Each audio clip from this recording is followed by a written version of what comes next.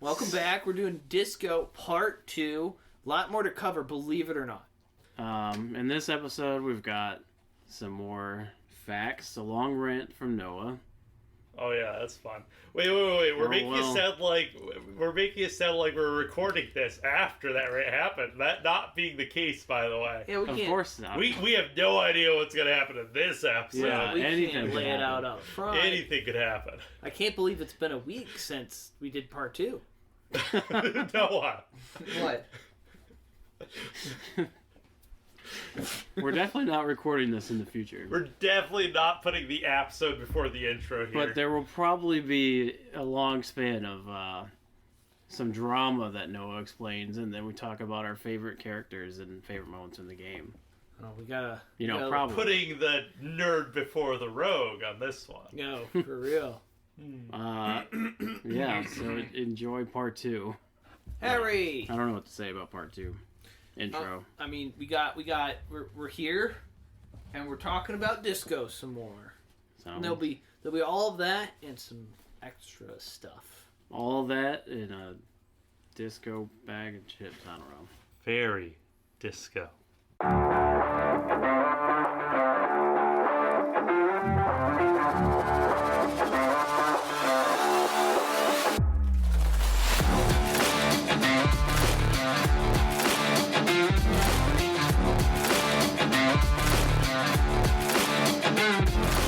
A lot of the stuff I thought wasn't in the original actually was, and I just didn't remember it. Oh. And so I made a list of stuff that they added for the final cut. I know the Because Vision I feel Quest. like an idiot. Like, listening to myself talk about it, I'm like, you're so stupid. No. So I don't know. I have that stuff to talk about. You were the only one, I Also. think, that had been, 2 years since you had played it. So. Yeah, 4 years, actually. Oh, 4 years. Because it came out 2019 in October. I played it December, and the first week of January I finished it. And then not again. Damn, it must have had quite the grip on you for you to just right through it like that. It did. Because I just kept hearing stuff about it, and I was like, okay, I'll get it. And I started playing it, and it's so good. And then I had to finish it, so, I played it nonstop. I finished it, and then they kept, talking about more updates, so I'm like, okay, I want to play it again, but also want to wait till they're done updating it, which they kept updating it over and over again. That's true. And then even when they released the final cut, they were like, okay, this is the final version, but then they kept still adding more stuff. Yeah, they added that weird, where you can, put characters into the world. It's called the collage. The collage, yeah. You basically just make, a scene. Yeah, so you can take a scene from the game, like a place, and You you can- have all the character models. I think you can add dialogue. You're basically you can add dialogue. It's like making a meme, but with Oh my in-game. God. You can do, they put a Items. little mini machinima tool in the game. Is that why just for a couple months out of the blue I was just seeing Disco Elysium memes everywhere? Maybe. Maybe, yeah. It's pretty cool. Because I remember when you guys were talking about Disco Elysium, I was telling you, hey, I've just been seeing straight Disco Elysium memes in my Discords for the past couple of months. What is going on, guys? And you're like, no, I think this game is a little obscure. What are you talking about? I was like, no, they're everywhere. I didn't think it was Well, that I don't know- obscure. It makes not sense in your Discords. All the memes, because I remember you showed me some, but it's you can choose a background from the game, or they have different, Do any of them actually taste good? borders. Some of them actually look like postcards. Where you The can drink, put Noah. anyone's face On or top? their whole body or anything on it On what? in the background in the collage mode. Oh, yeah. Any character, even the cryptid. Wait, really? Yeah, you can put the cryptid in there. shit. I didn't You could see do that. a dialogue box for the cryptid. I think I touched it before. No, I had just finished the game, and then I went, what's this? And I went, oh, and then didn't do anything with it, but was like, that's interesting, but seems like a weird thing to add. Yeah, I thought it was at least a you could make a whole scene, but it's more just like a picture. Or I guess if you made a bunch of them and put them all together, you could like flip through them as if it was a scene. But it's really just like setting up one picture and then you can add like a dialogue. Me mastering my animation through Yeah, like exactly. Disco Elysium frames. You can have them do things too, right? Like the characters, like you can make them like dance or do certain like animations. I think so. It seems very not intricate, but like you can do very specific things with it. I don't know what people would use it for other than memes, but it's kind of cool. I don't want to digress too much, but I do want to say that at the ending of the game, I like was researching other paths I guess you could take. Well, I really wanted to know what the multiple endings were, right, and how to achieve them. And I think I was a bit disappointed at first with how linear it seemed in hindsight. But I don't think that ended up being a problem because I think there's a ton to explore just as far as like dialogue and the different skills as characters, right? That I just have not seen a ton of content that wise or that in that sense. And the like, I don't know. What was I? Well, I lost my train of thought. Linear? Ending? Yeah, I thought it was. I was a little bit disappointed at first with how linear the ending seemed, or throughout the whole game, really. But I really, I came around to it pretty quickly of just going like, they wanted to tell a specific story, and it's really like the stuff in between that exemplifies or like really. That's where the magic changes happens. Your interactions with it. You know what I mean? I definitely feel like the game is on a timeline, and the power you have to tell like a story through the skills you choose only exists between the points on that timeline. Yeah. So like your method of getting there is going to be different, but you're always going to the same place. And I can see the disappointment in that, but I think from a like logistical and practical standpoint, that's the only way they could have made it. I don't think that's the only way they could have made it, but I think since it's like modeled after tabletop, a lot of good campaigns are like linear, open-ended, then the end is like, you know, like a dungeon, which is more linear again. So it's kind of like that. I agree. Like I said, I came around to it because I was expecting more of like diverging choices throughout the whole thing, like a web of like a main story. And then when I got to the end, I was like, there are things that can change and will change certain aspects of it, but the trajectory is pretty straight through. You're looking for the Shadow the Hedgehog the game kind of branching endpoints. Maybe, perhaps. Have you never heard of that one? No. One moment. Well, I came around to the idea that like that's not really the purpose of the game, and most of the magic that I found in the game was through the interactions and that unique system they created with making the skills characters. You know what I mean? Yeah. Not really being like a choose my own adventure and how do things, you know? And I think it also really serves the main character that you're supposed to be embodying well, as like a lot of things are already set and you're just having to deal with them, right? The emotional choice and the choice of your connections is where it's really open. And it's an introspective game. You know what I mean? It's about exploration, not only of like this area that I guess even previous you isn't super familiar with, but you know, internally as well. And I think that was what the game was going for and was the impressive part. So I was like, I wasn't that upset by it. And I don't know really why I had that expectation, other than like I think that's just been a more popular trend for games to do somewhat recently. It's being like, oh, it's a bunch of different story paths, and it's like, no, they want to tell this story. And also the confines of it, I think, are an aspect that's really important. Shadow the Hedgehog has 10 potential endings, and they're all glorious. 10 potential endings? Yeah. See, and looking back again, I can't imagine Disco Elysium with 10 potential endings. Maybe. I mean, you sorta can, but also you sorta can't. The amount of work that it takes to have all of like the passive checks and all of the like in the one ending that we kind of get, right? I don't know how other endings branching off works. Like the ending I got, the game judges you, right? It tells you like these are the things you've done. This is what you've experienced. Kim will comment on you. That is the end for everybody. That's the end for everybody? Yeah, that last meetup where they reflect on everything.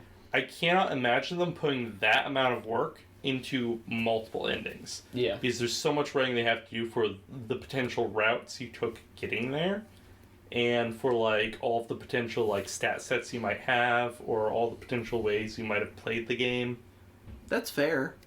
But I also felt that was on a very specific aspect of the game. Like, what is Harry's trajectory after the game ends? You know what I mean?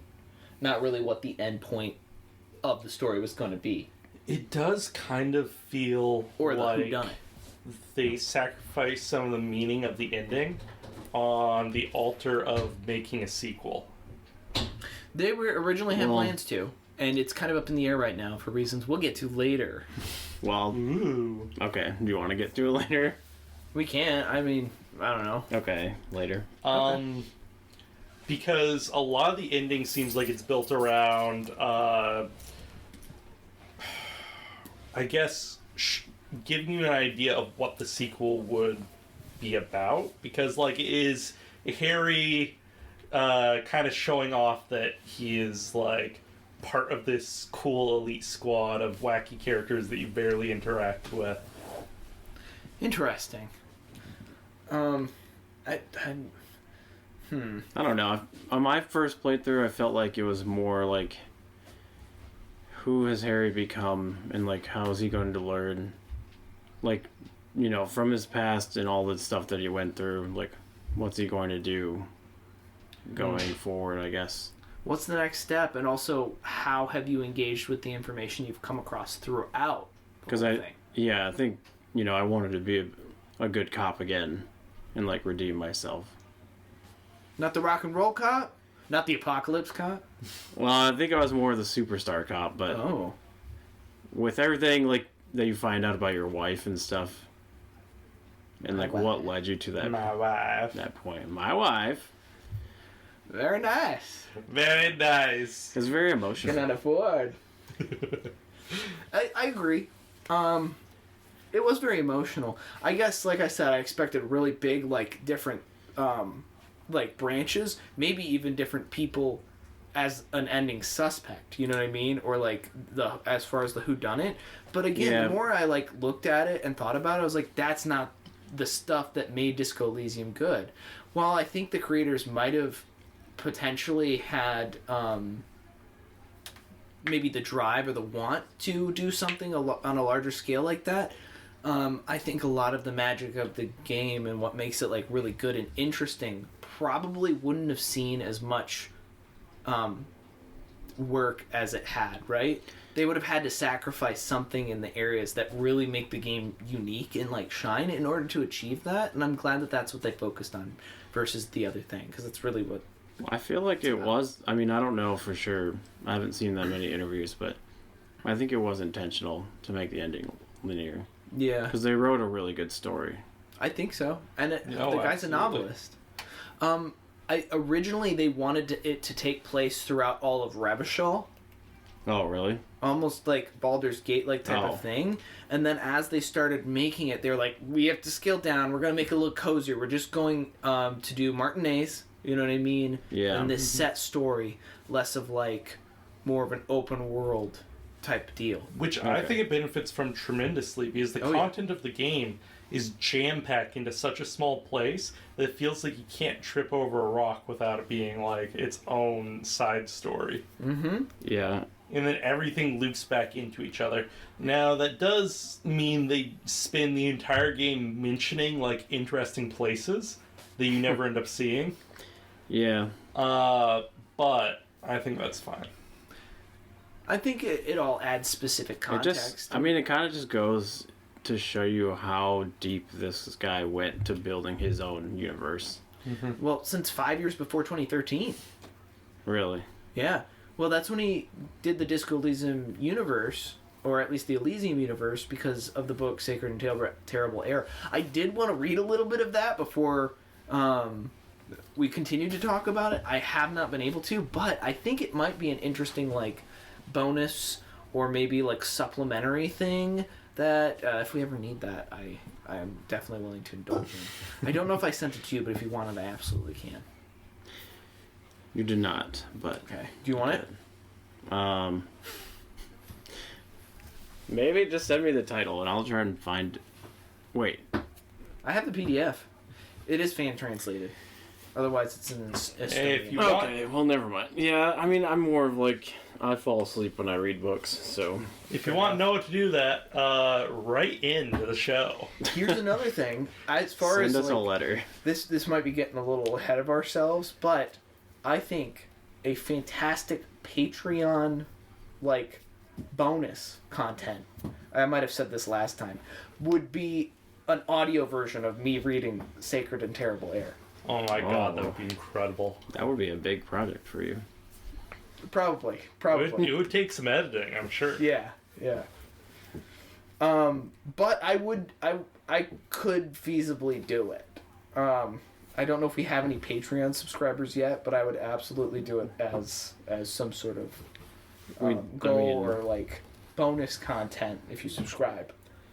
We haven't advertised that at all. I just made it just to have it, so it's not posted anywhere. Oh, should we announce it right now? You won't get anything except maybe this. That doesn't exist yet.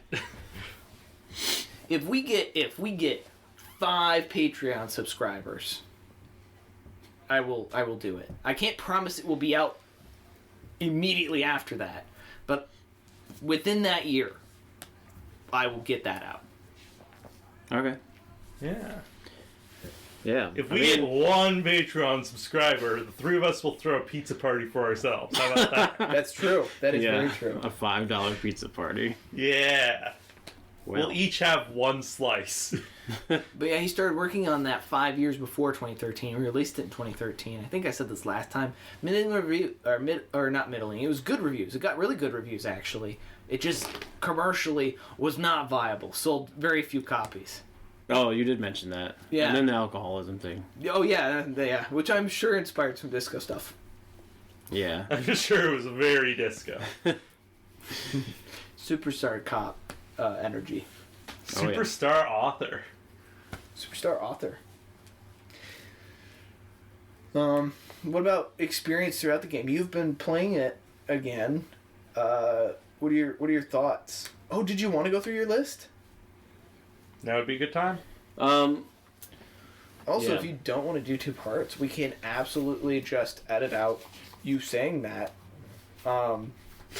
altogether.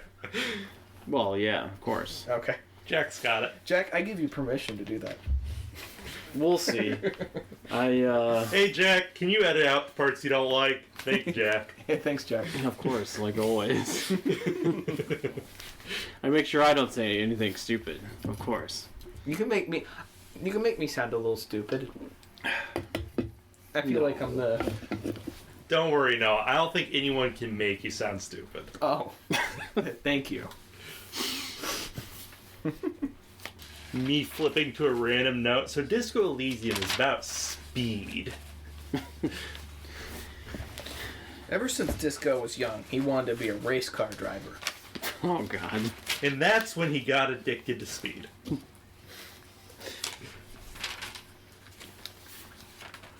Did I say how one of the writers said that like Silent Hill and just like horror games and movies in general inspired some of the stuff in Disco Elysium?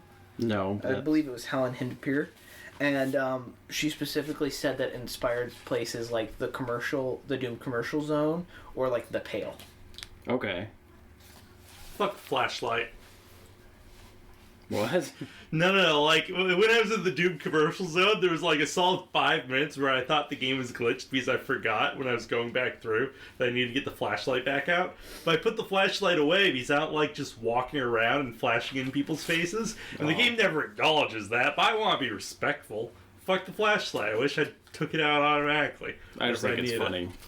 That's why I was just holding on to it forever. No, I liked it because you could stand inside, like, you could go talk to Everts, right? And while talking to him, just have the flashlight out shining in his face. Yeah.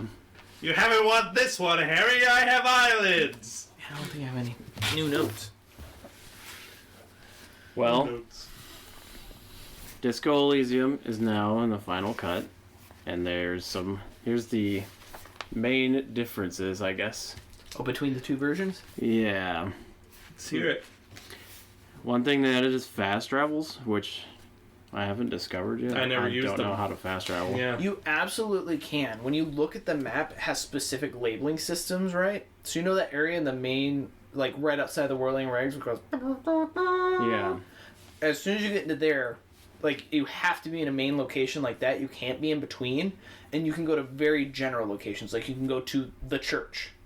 Whenever I look at Or the you map, can go to... I just saw like all the checks. You know, they put the white checks so you can retry again, so you know where they are. I really like Yeah. that feature. I Oh, that only is nice. discovered it when I was close to the end, which honestly is the time where it's good to use. So Yeah. you can fast travel, but it's very specific. You have to be in one of the main locations, and you have to go to another main location. I Okay. never found myself fast traveling. I did it. I probably wouldn't either, because there's just always something new to find. Well, I mean, once you're close to the end of the game, if you're walking like from the boardwalk back to the like town square, it's like a bit of a hike, and you're not really. Yeah, but I'm engaging with like, anything. But I don't know if it's OCD or what, but I'm running through like holding down the like search button that highlights everything. I always have the search button everywhere I down. go. I should just put a roll of nickels on that button. There were some points for me where I feel like I got stuck being like, I don't know what to do next. So in those times where I had already ran around the area multiple yeah. times, I just started doing that. Yeah, that makes sense. But that was really the only times I used it. And sometimes I'd look at my map, go, oh, I can't fast travel, and then just run the rest of the way anyways. So it was a little limited. Obviously, the full voice acting, Oh yeah. which I found out that you can actually, in the options, you can turn it back to how it originally was, Oh. where there's like just the introductions.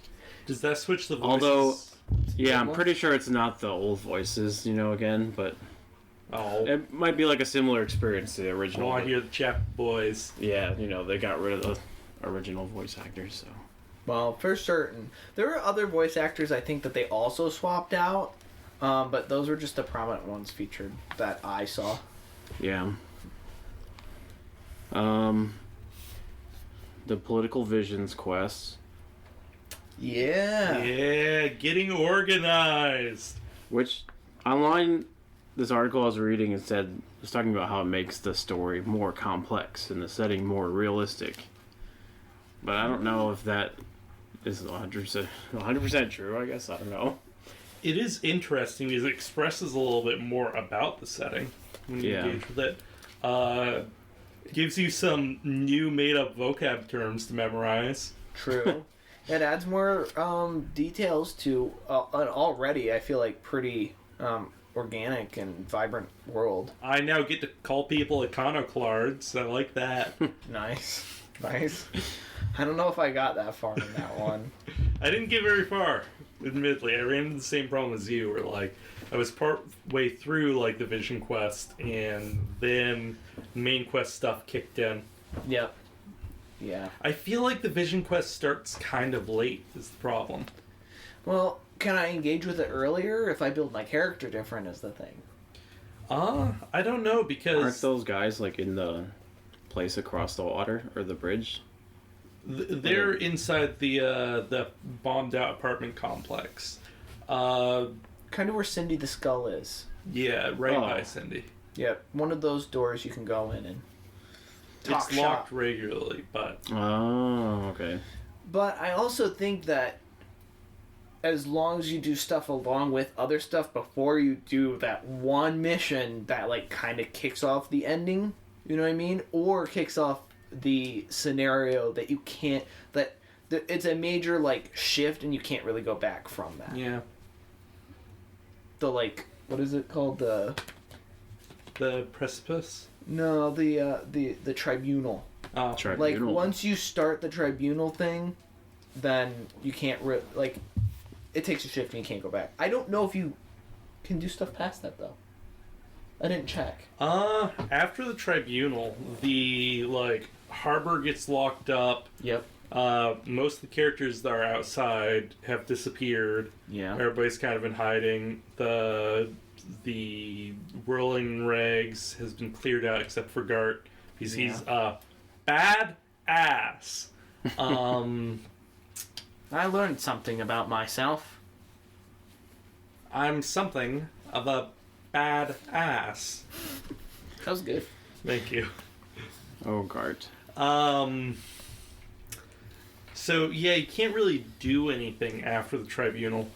I mean, think, they're in their locked room either way, so... I think the tribunal happens on day 5, right? Or does it only happen after I was direct blood to base? absolutely on day 6 or 7 by the time I did the Ruby quest. I think you might have up to like 10 days before your hand is forced to do the Ruby quest. Really? I'm not super I thought sure. it was all like set in stone. How do which you- days? How do Or you what? spend the time between when you wake You can up? beat the game in like 3 days, I think. Really? Yeah. Huh. How do you spend Technically. the time between the days when you wake up and want to see the communards? Let's say I was going to push it to day 10 and I wanted to do the Vision Quest stuff, right? I wake up in the morning, I go, I don't have any side quests left to do, really. Read books. I don't want to go talk to... Oh, I forgot about reading books. Yep. The bench does say you can pass time when you're not with Kim. Yep. Yeah, but how do you send Kim away? Do you go, hey Kim, stand over there, and you get a little...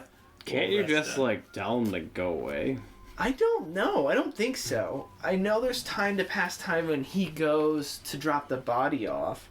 And then if he gets hospitalized post-tribunal, which I know probably doesn't make much difference, spoiler, you could probably just wait then. Kim gets hospitalized, you just resort to drinking and sitting on a bench for the next 3 days and talking communist politics at night, and then eventually you finish the main story. Oh my god. It feels weird that you, like, finish the main story after the tribunal. Because it's like all the excitement is already done, and now it's just tying up loose ends. I think you're absolutely on the clock post-tribunal. Really? Yeah, because I feel like a different pressure happened because there was, like, you know, a bunch of shit went down. You're gonna get opposing forces from, like, really all sides that have interest in this.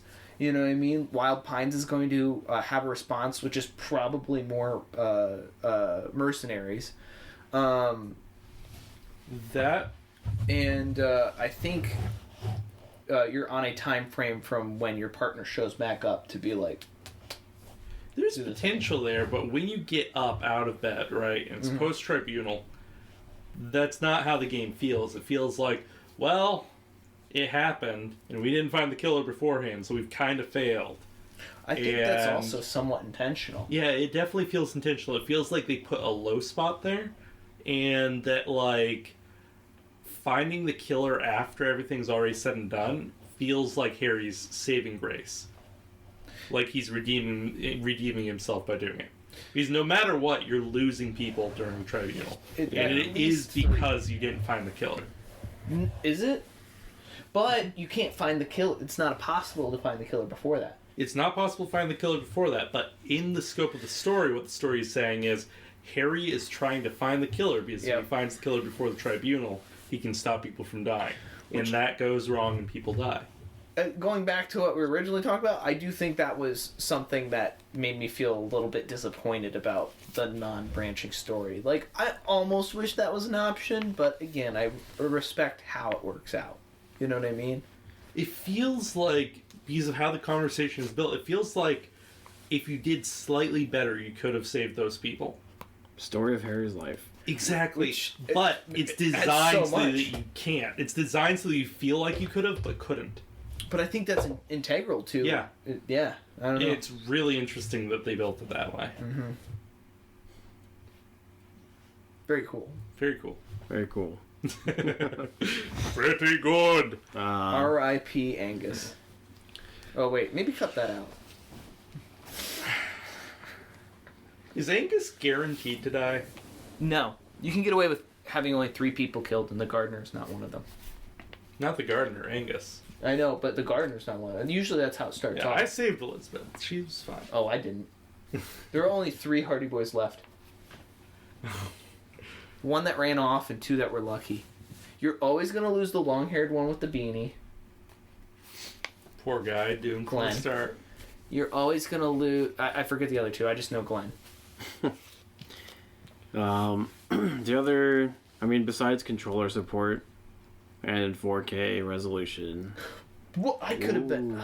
This whole time? I loved that I was able to play the game with just the mouse, that you can like open the menu and stuff with the mouse, and because I was able to be just kind of snug as a bug in a rug the entire time I was playing. I was playing this game before work for the most part, so I'd wake up in the morning, I would just stand up in all my blankets, walk 5 feet over to my couch, sit down on that, still wrapped in my blankets, and just have my mouse underneath the blankets. I feel like that might be not how I'd want to start my work day, but Well, to each their own. it helped me wake up. Yeah, that was when I felt the most calm and ready for the game. It was nice, calming music. That's fair. Somber. Mm-hmm. Do you play it with controller? Well, I guess you were right now. Yeah, I played it on PS5. That's right. So... It works nice, but it's also slightly frustrating at moments. Wait, did you do PC originally? Yes. Okay.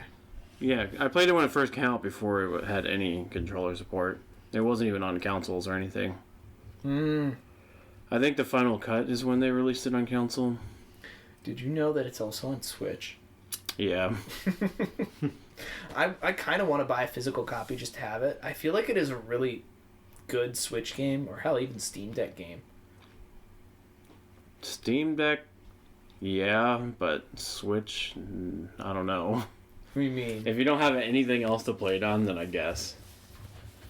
I guess that's fair. Because the Switch is just the Switch. I don't know. I guess if you're a Switch person, then it won't matter.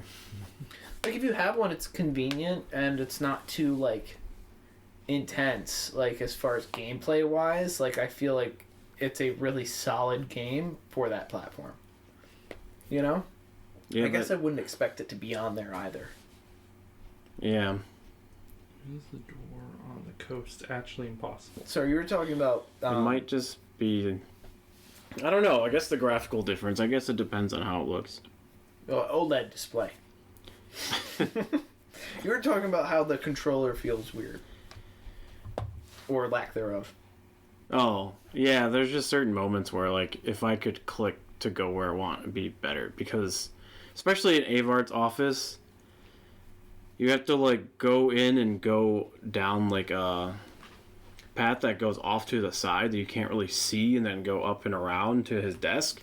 And it's kind of hard to navigate that. It really feels like the game was built for just mouse only. It definitely was. I was having trouble with mouse too because for some reason I was playing it like a League player where you're just like constantly clicking just like a few steps ahead of your character. Oh, yeah.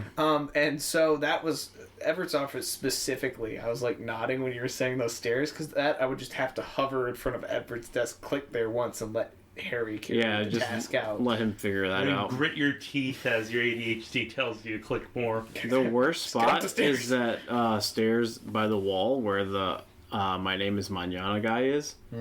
Trying to get up and down that stairs is terrible with controller. I don't know why, but you'll be going down the stairs and trying to like make the hook around to go, you know, because it's like up the stairs, turn up the stairs. There's And he'll turn around and just go back Yep. for There's no also- reason at all. I'm like, stop it! There's some areas where like it's marked as not walkable terrain, despite the fact that it looks like somewhere where you could walk. Yeah. I got a lot of those. And that is what really convinced me just to click, especially in the doomed commercial district. Yeah. There's some stuff you have to walk around that looks like you could walk right past. I was Yeah. always afraid that I wasn't progressing because of how the geometry does seem a bit unintuitive at times. But that one jump you have to make to get into the shipyard originally, it took me too long to find that. Honestly, I didn't even see it playing it again. Really? I found it the first time I played originally, on PC with mouse. But playing through it again, haven't even found the jump. It's definitely through the yard behind the Whirling and Rags. Yeah, you have to find Kuno's hideout. I'm pretty sure I found it, but I still didn't see like how to get up and like make the jump. Did you go inside the hideout? If you see your policeman jacket flapping in the wind somewhere... Yeah, I got the jacket. You got the jacket? You did the jump then. Or you should have. I got the jacket, but I didn't do the jump. Unless I just got it when I went around. There is a spot that's a little unintuitive if you're on controller. The rubble that you have to walk over to get higher up on the roof. Yeah. That's probably what's blocking you. Probably. You can so easily do it by just clicking on the roof, but like if you're having to path through that manually, I can see that being a pain in the ass. Yeah, there's no like mouse mode, as far as I know. That would be helpful. Oh, like if you could use the touchpad? Yeah. That would be cool. And then as far as how they handled like the thought bubbles and stuff, and like you just use the right stick to try to like select the bubble like when it pops up over your head. Annoying.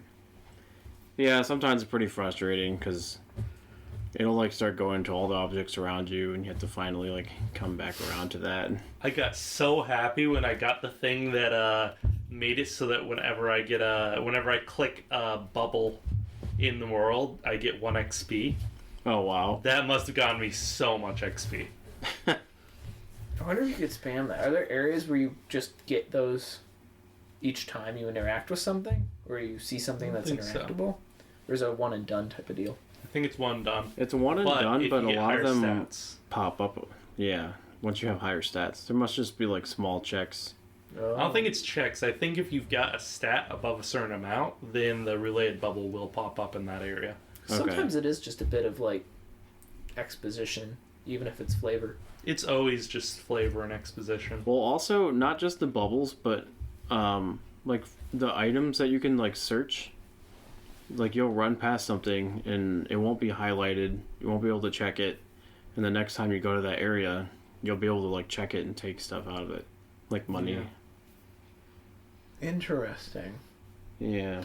I always liked going around with the crowbar and like getting money out of places like that. Just prying it open and being like, haha, $2. Yeah. Or just get an encyclopedia check. It's wild that they made that $2. The encyclopedia check? Yeah. That's pretty insane. It is the most insane thought cabinet I found. Oh, God.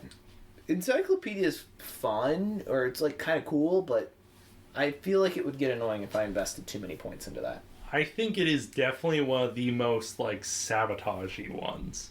Because it does make you into an asshole. Just insufferable. Because it tries to make you choose such bad choices.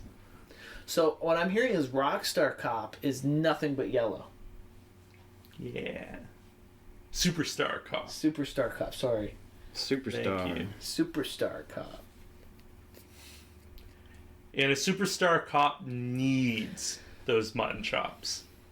In 4K.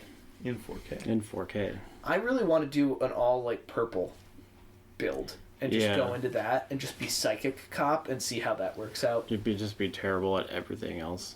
Yeah. And just be, like, super psychic. That would be interesting.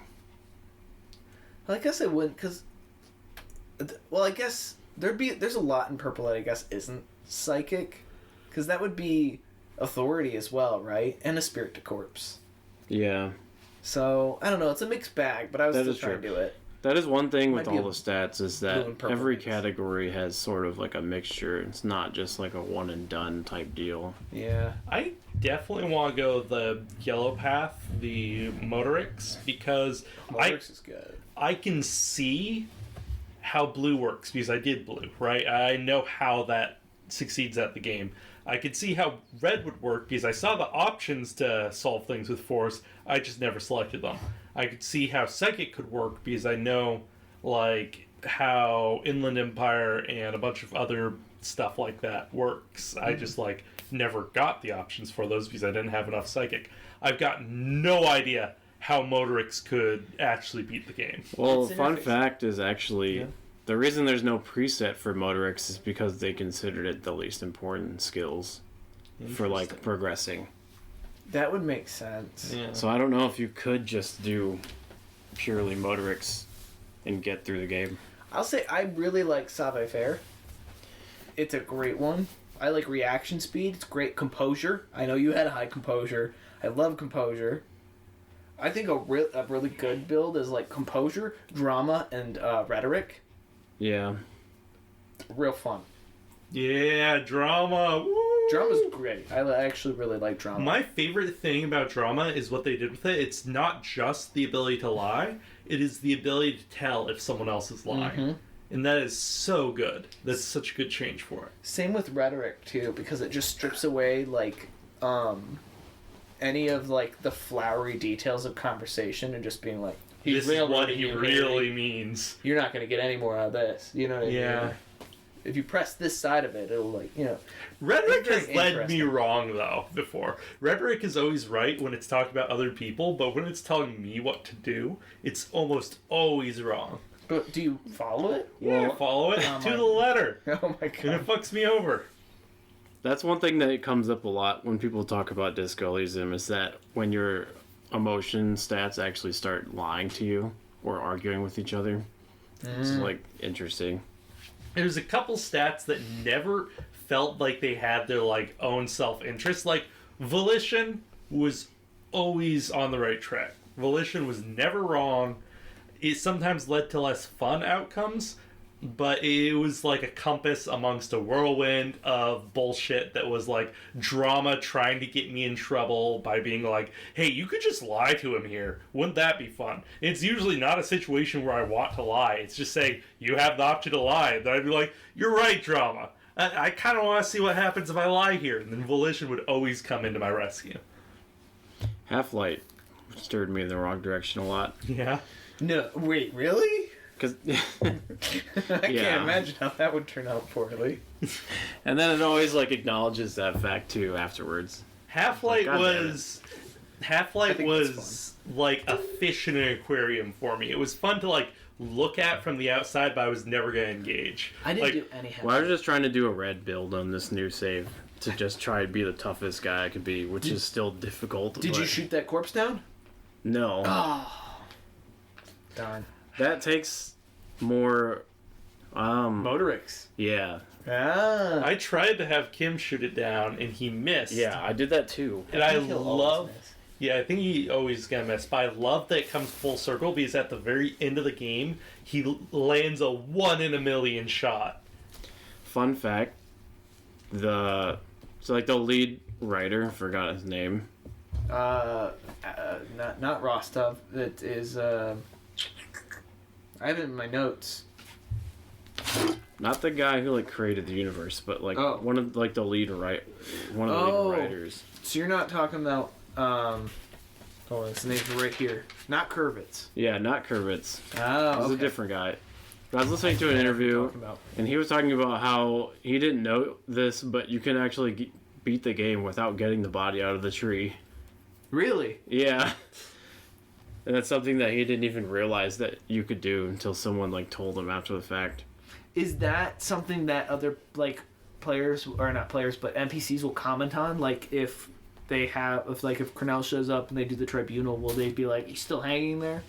I'm not sure. I don't know all those details, but I just thought that was funny because I thought that was like a major thing that must be done. Yeah. All that has to happen to beat the game is you have to find Ruby so that the tribunal can happen, and then you have to interact with the thread upstairs. So the door has to be unlocked to What's-Her-Face's room, which presumably is the only way that you could find Rudy is if you interact with, what's her name? Clausia? Clausia.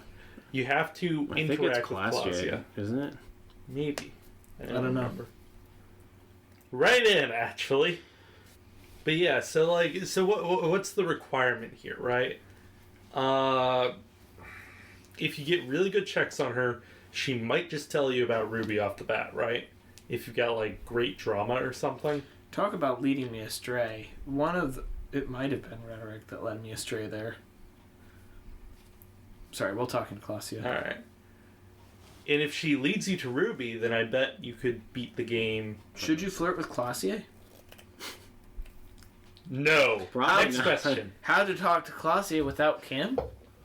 Sorry, these are all coming up when I searched how you pronounce her name.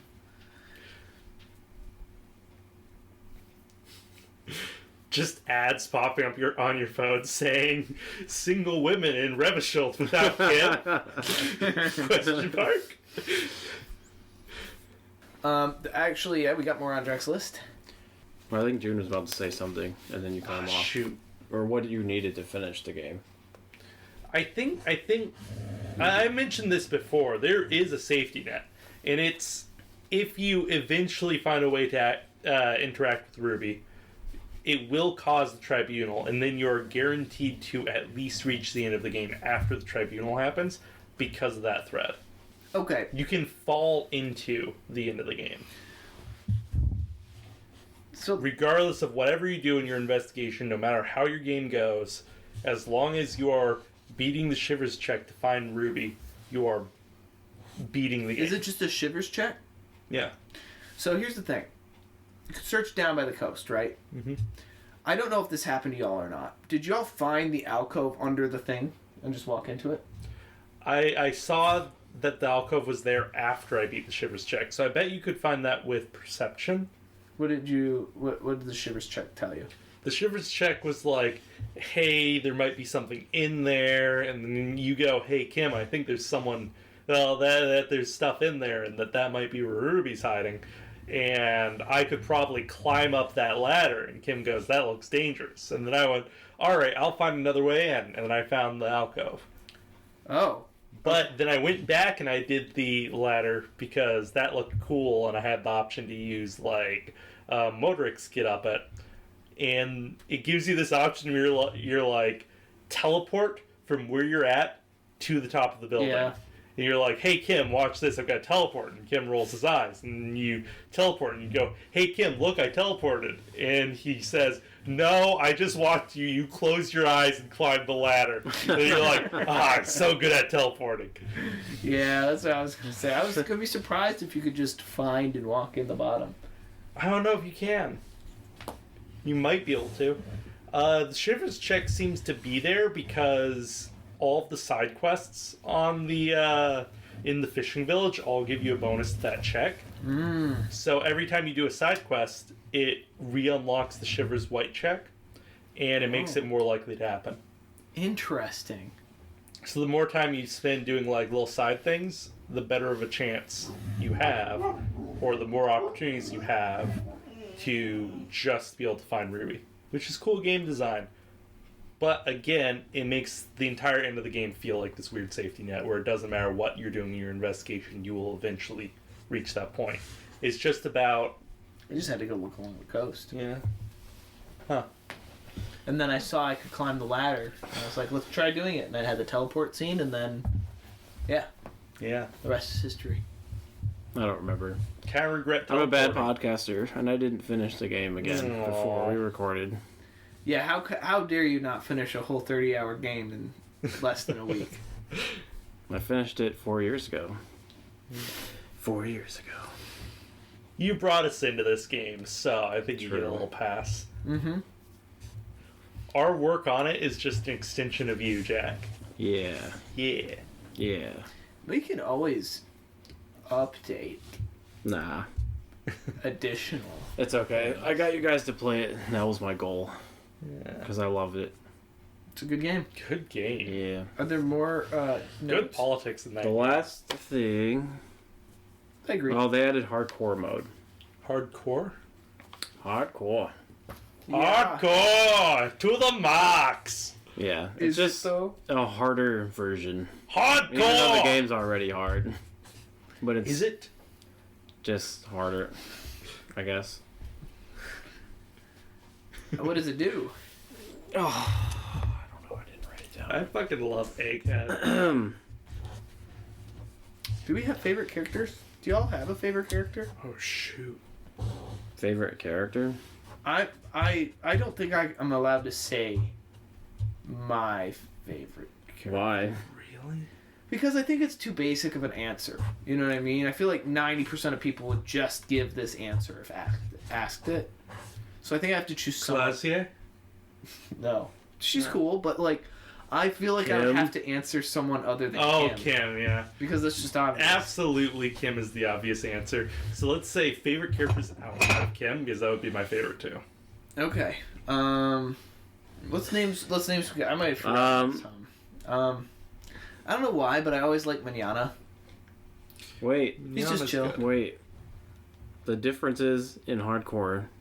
Mm-hmm. The difficulty of all white skill checks is increased by 1. Healing items are doubled in price. Oof. Drugs are doubled, and each item only has 2 charges.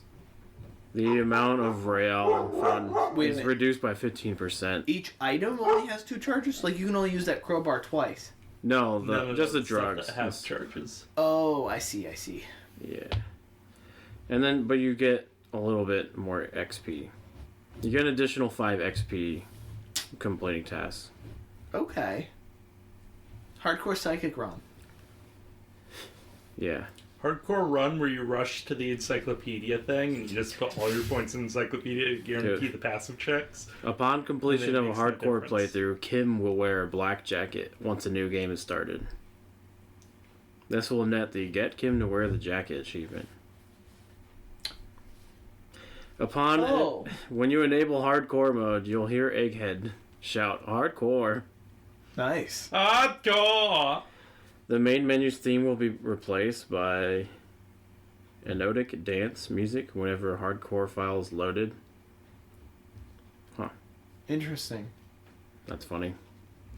Did you set up the music? Yeah, you set up the music in the church, yeah? No. Oh. That's I'll the never music that they're finish playing that. in the tent when you walk into it. Yeah. Is it the modified version though? After Doom doom. Doom doom. That one? I think it's gotta be just the basic one. maybe. You'll have to try it out. Let us know. If you never did the side quest, Jack, you basically have the opportunity to find. First and foremost, you can find a tape that you can add on more sound to the anodic dance music theme, and then you can modify it further by the 2mm hole in the world. Mm-hmm. 2mm hole in the world. Oh, so you know the church? Yeah. There's this tiny hole in the world inside the church. It's a spot of what is that called? The Pale? The Pale. The that Pale. has started up in like the center of the church in the rafters and is slowly getting bigger. Okay. And as soon as they're studying it. And it was what destroyed the information that was on the radio computers in the commercial district. It might have had a impact on the rest of Revshul too, but it's hard to tell exactly what it was or if the impact exists in the first place. This sort of otherworldly influence on Martinez. Anyways. It's also why it's so deadly quiet in the center of that church. Exactly. What's her face? The radio computer scientist that was working on Fortress Accent ended up tracking the hole in the world to that church. And that church was probably built around it because the people that built it knew it was there. Which is kind of scary because there's a lot of churches built in that area. So there might be more holes in the world. Anyways, when they move their equipment in to like set up a dance, like whatchamacallit, a club inside the church, she completes her like method of being able to listen to it, and oh, where'd you just hear it? you kind of hear it. Okay. Part of it is I can't remember what they were doing with that. I think part of it was the silence of it, but it's like tearing the entire building down basically until you turn it off. And then you can use the recording of that to add noise onto the anodic dance music to complete it. It feels, if I remember right, it was described as like a low bassy tone. Yeah. Okay. I remember, like, I didn't follow through those quests, but I remember They were the really start fun. of them. What's the other one? Alan Van Eck? No, Aaron Something like Van that. Eck? You can find his tape. And we go, oh yeah. and add that like doom doom doom doom. It's good, and then you can dance with Kim. You can order Kim to dance. Yeah. But I think we talked about that last time. I'm sad that I didn't wait until I had completed the music to dance with Kim. Oh, that's one I did. Yeah? Yeah. I did it when it was halfway to completion. I didn't have the hole at the 2mm hole sound at yet. I was worried when I originally did it because I didn't care. I was like, fuck it. Yeah. Because whether they were like planning on doing a drug lab or not, like I hated that these kids were just sitting out in the fucking cold. Yeah. And especially that Estelle was just sitting outside. Like, so I was like, as soon as fine with it, we're moving you in there, you know? She was, surprisingly. I think she's going to keep an eye on them. I also think you can go to Everts and say, hey, I know that you're planning on doing the drug lab through these kids. Mm-hmm. Knock it off. And I think that scares him out of doing it. That's so fair. I'm pretty confident that it's... I mean, obviously there's going to be drugs in the club, but I don't think it's going to be a drug lab that's going to be impacting Martinez. And even if it was, they would probably be shipping it out of Martinez. Yeah, also, you know, All you right. think Kuna would let that go down on his turf? Yeah, exactly. Did y'all ever... I'm going to digress a little bit here. Did anyone get into the crate in the shipyard? Nope. No. You have to I tried a convince the lot of crate to times. open with, Yeah. what skill was that? Rhetoric. Yeah. I did like my rhetoric build. You know what's in the crate? No. Do you want me to leave it a secret? No, tell me. I feel like I opened it in my first playthrough, but I don't know if I did. It is a very, very, very, like, astronomically rich gentleman. And it almost just looks like a nebula, right? And to Harry, at least the character, Kim doesn't see anything weird going on. But apparently it's described that he's so rich that light is actually bending and warping around him. And so he has a little bit of talk with you. You can ask him for money, and he's like, I don't really carry money around with me. I find I don't really have a use for it. You know I what never mean? opened the crate. I And don't he remember either, this, like, actually. Gives you nothing or like a piddly amount.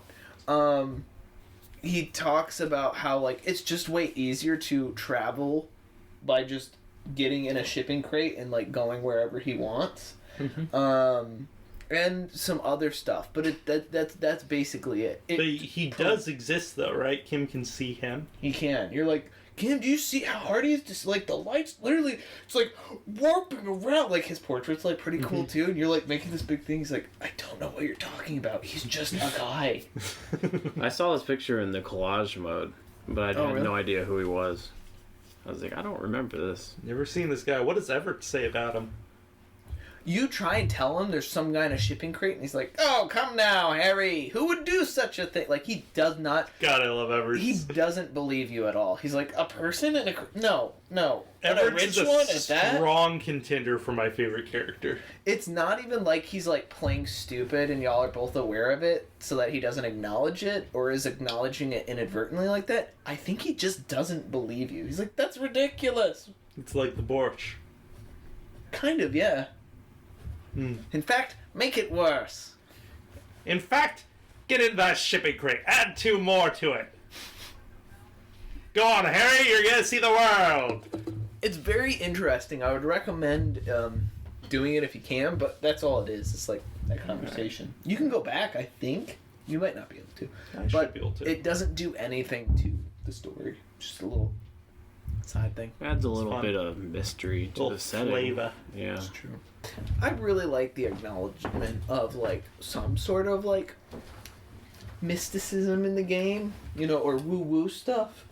There's Even a if lot it of is just the woo-woo stuff. cryptid or the pale, I like quite a bit. I actually had a problem with the pale when it was first introduced. Why? It just, everything else felt so grounded and, you know, worked out that for that to exist felt weird, and I couldn't tell whether they're doing like a fourth wall breaking, like, oh, there's nothing in the sense that like it hasn't been thought of or described or written in yet. You know what I mean? Or it could be there's Or- nothing because it's a video game and the scope of it is limited. That would Exactly. be another fourth wall breaking aspect. I didn't know if it was that or if the pale was an actual legitimate like detail of the world, and I it think it seems can like be it both. is. Yeah. I think it's a little bit of both. Okay. I feel like there would have been a little bit more talked about, or in reference to the Pale in a fourth wall breaking sense, rather than it just existing, you know? But the characters all treated it very seriously, and there was a lot more technical stuff added on as you went, so it was, like, interesting. But it weirded me out at first. Sorry, go ahead, Jack. Oh, nothing. It's interesting. I think it is. I didn't remember it. Really?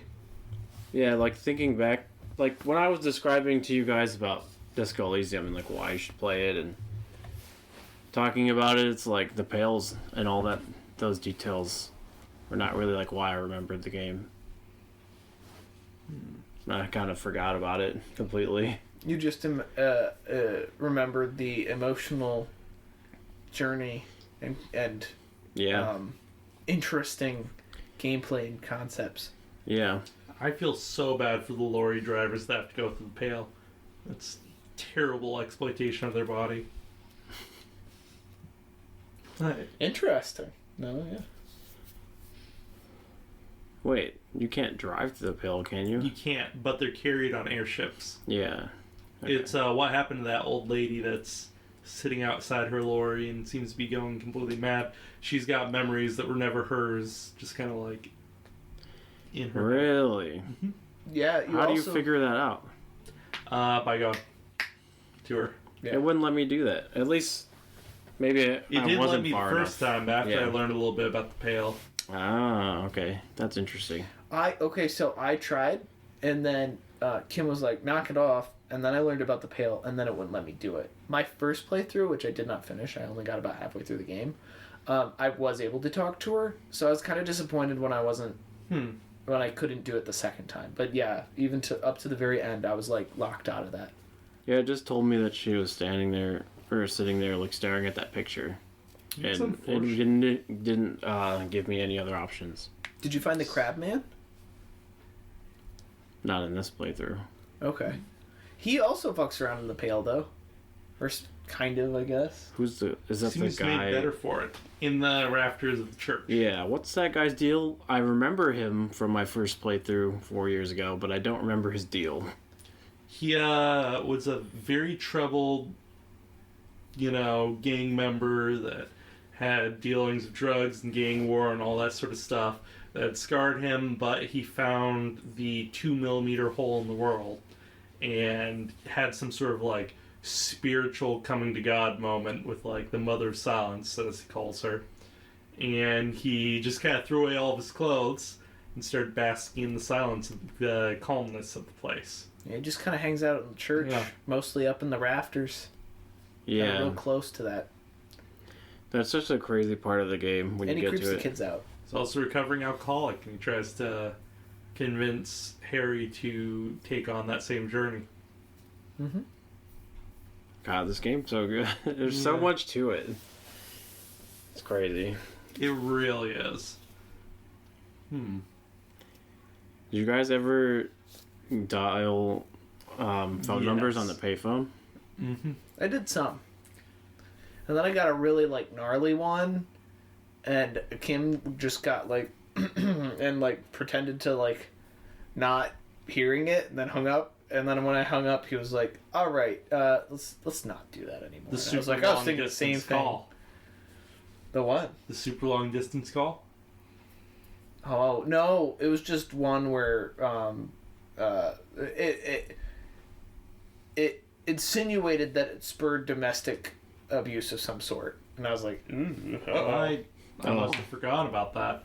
There's a really long distance one where you end up calling your ex. Yeah. oh. That's like one of the that's one of the moments I remember most from the game. Yeah. It's like Really? it's like crazy and emotional. What Like happens? you got something to go back and do. Do you end up like you're just dialing random numbers and fucking around, and all of a sudden you call your ex-wife? It gives you a limited amount of things you can say, right? Where it's like, you can only say one thing here, and like, you could be like, it sounds like there's someone with you, who is that? Or like, why did things go wrong between the two of us? Or like, who am I? Oh, you get no. like Very one question, intense. and all of them end up being like cripplingly sad. Yeah. Oh, no. It's crazy. Mm-hmm.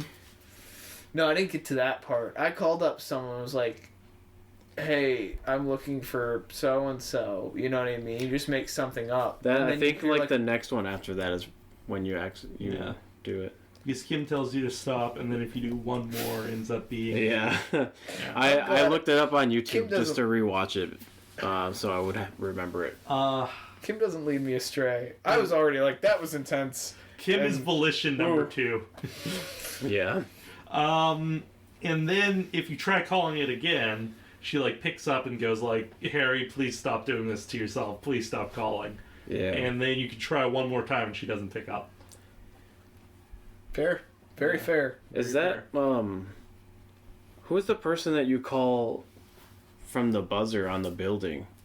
You know what I'm talking about? That is like a ghost in the circuitry, Really? I think. I forget what the dialogue was there. I remember doing it. You dial it and it's supposed to be this one business, but they answer and say a different business. And you can be like, oh, I was dialing this. How come this person answered? But like the audio sounds weird. So There's you one. might have been like dialing through the pail or something.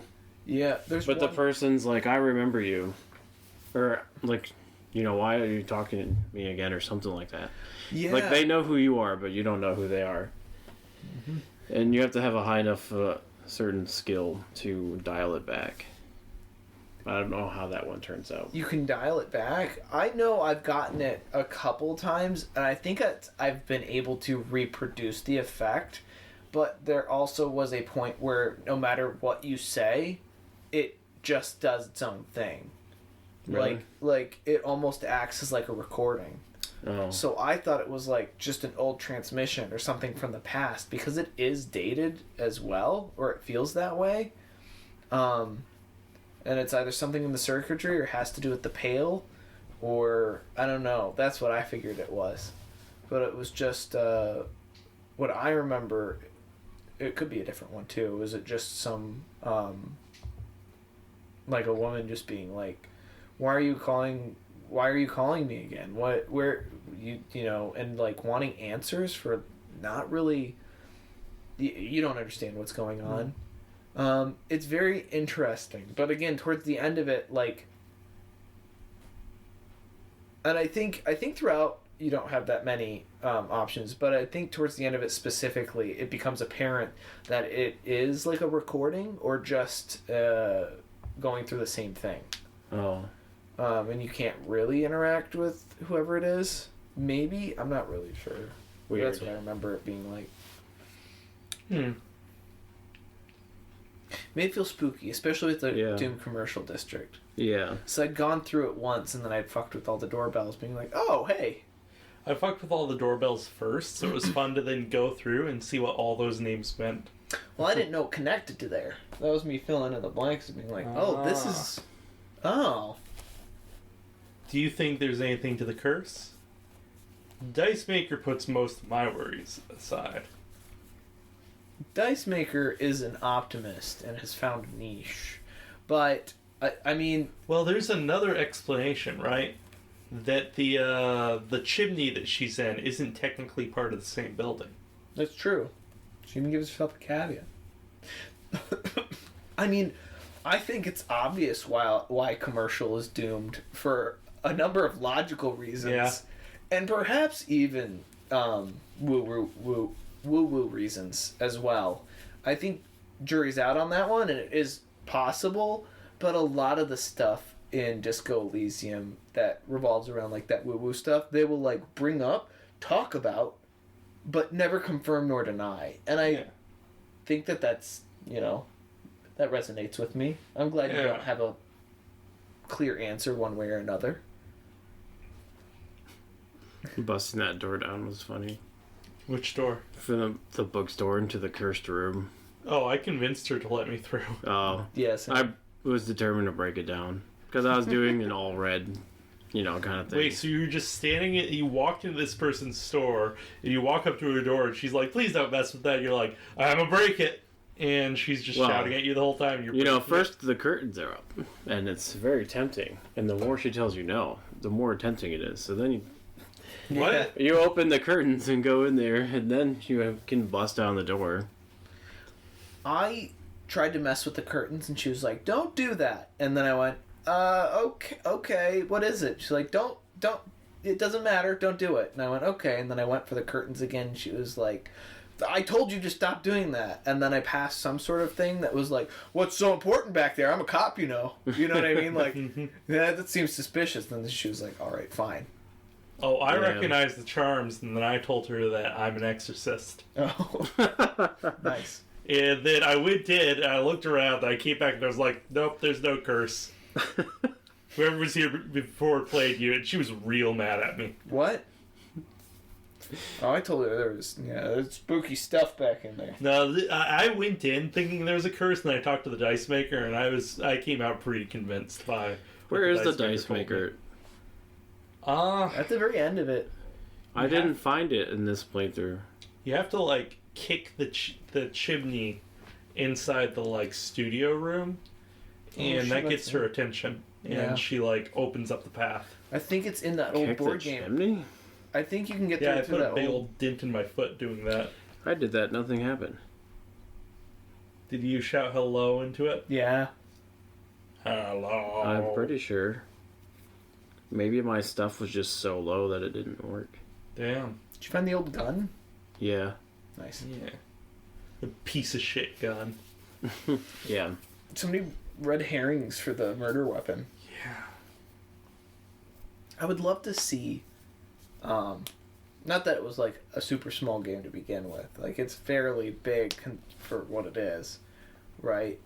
But I would love to see what they would do, or what could be done in the Elysium world with a 3 to 4 times the size game. A Baldur's Gate game. Yeah, Baldur's Disco Gate Elysium. Elysium. Absolutely. Do you know about the sequel? Do I know about Or I should say the not sequel. It's going to happen. the not sequel? Yeah, do you want to know about all the stuff? Yeah. I heard some stuff. What have you heard? I heard that, due to some stuff, like the people who made the game lost the rights to the game. So if there was a sequel, it wouldn't be by them. And the author, or what's his name? Kurvitz? Yep. Yeah, he wrote a sequel to Disco Elysium, in where 50 years later Revshol gets hit by a nuclear bomb. Oh. Which causes the Pale to spread and it's all destroyed. Interesting. Because of the fact that, it was taken from them. Yeah. So the sequel to it is that it's all gone. That's funny. So, that's what I've heard. Is that going to turn into anything? I don't know. I think that just kind of signifies that, their work was stolen and, it's over. But they're never going to be able to make that nuclear bomb game, right? Well, Or as a story. I think it's Kurvitz just telling, fans who... Most are pretty adamant that it's real bullshit that he doesn't get to work with it, even though that's a messy situation. I somewhat agree. I still think he should be able to operate within his own universe that he created, but Yeah. whatever. It's officially his own studio IP, so there could absolutely be a Disco Elysium 2. I think a lot of it is still up in the air, or at least as far as beginning of 2022 or 2023. I know there's a really good People Make Games documentary that will go through it a lot better than I will, a little bit more step by step. But there is essentially two simultaneous timelines of what's happening. One includes Robert Kurvitz, who's the writer / creator, leader of Zone when it was a artist collective, and early video game before it really became, invested in and the game really started to take form. Helen Hinpier, which is... She's credited as the lead writer on the Final Cut, or was. I don't know if that has remained the same or not. And Rostov, who's was the lead art director, and Alexander Rostov, who lead art director, and you can see a lot of his style, like most of the portraits and the world around it. And then the other are between mostly investors in the company, which I know Ilmar Compass, Kaur Kender, and Magus. Oh God, let me look his name up because he doesn't play a significant role in it, but he is important. Sound owners. What is that guy's The whole name? thing seems like such a mess. Yeah. Margus Liname. So originally, Robert Kurvitz was in contact with Karkender. He's a writer in Estonia, and he helped him publish his book, which, it didn't turn out very well. And then Karkender said he got the inspiration from his kids, who was like, nobody reads anymore, you should make a game. And he told Kurvitz that, and Kurvitz was like, that sounds sick, I play a bunch of tabletop games, we should actually try this. And he provided some of the investment. They also got a large investment from Margus Liname, who is just like a mogul in Estonia, and originally made most of his money off of pharmaceuticals, and has since branched out over the years. Then there's also Ilmor Compass, who came on later on in the project. He's a real piece of work. What ended up happening is, this is originally how it looked, with Margus Liname owning like the majority of it, right? Show it to the viewers. And then Rostov, the artist, Kurvitz, both owning about like 10%, Ilmor Compass owning 20 or 22.4, Kender owning about 10.5, right? And the rest to Margus Liname. He just owned a majority of like the studio. And over the development of Disco Elysium, a bunch of different things ended up happening. At one point, Margus Liname just wanted out. I think he still wanted a significant size of the stock for a separate company that was opened up for Disco Elysium 2. Basically, the rights and IP for the idea of a sequel to Disco Elysium was created and registered underneath another secondary company. That one, I think, still remains with Rostov and Kurvitz owning 20% stake in, and they still own the 10% stake in Zaum right now. But that all stands. But I know what originally happened is when he wanted out, Compass was very interested in those shares, and it was said that it was shared with everyone there. And Kurvitz and like the original main three creators was like, we never had any record of that. No more Compass is like, yeah, we didn't really keep a record of that either. So it's all just hearsay as far as that goes, unless people can really bring up some hard and fast evidence about that. What originally ended up happening, it seems to be, is Ilmor Compass apparently bought for £1 a concept for an IP from Zaum Studio, which consisted of apparently 4 pages of notes and 1 drawing, and sold it back to the company for about £4 million. And then immediately after that, or very soon after that, told Margus Liname he would buy the shares, or that he wanted, the majority shares from Margus Liname, for $1 million now, and I think that $3 million by like the end of the year or whatever. This complex thing. And by the time it happened, I think Kurvitz and Rostov were really upset by that and being like, "This is really not cool, right?" And it was a big power play. Kender actually then filed a lawsuit against him, being like, "You just basically stole $4 million from the company. Yeah. What the fuck is that?" And apparently he then paid back the money to the company, and Kender dropped his lawsuit and was like, "I didn't have all the details. I kind of made a mistake. I kind of jumped the gun a little bit on that one," and he repaid it back. Rostov and Kurvitz are like, doesn't matter that he paid it back. He still got a large portion of the company, Ilmor Compass that is, pretty illegally, in our opinion. You know what I mean? Yeah. Karkender then soon sold his shares of the company. Carpenter's actually really interesting because he originally, I think, made waves in Estonia by publishing a book that had a lot of graphic violence, not only towards women but children. And some people claimed that it could be considered child pornography in some cases, which then went to the courts of Estonia. This was before Disco Elysium, by the way. It then went to the courts in Estonia and turned into somewhat of a free speech argument. I think he originally ended up winning, but that's a whole background to him. So yeah, he pulls out.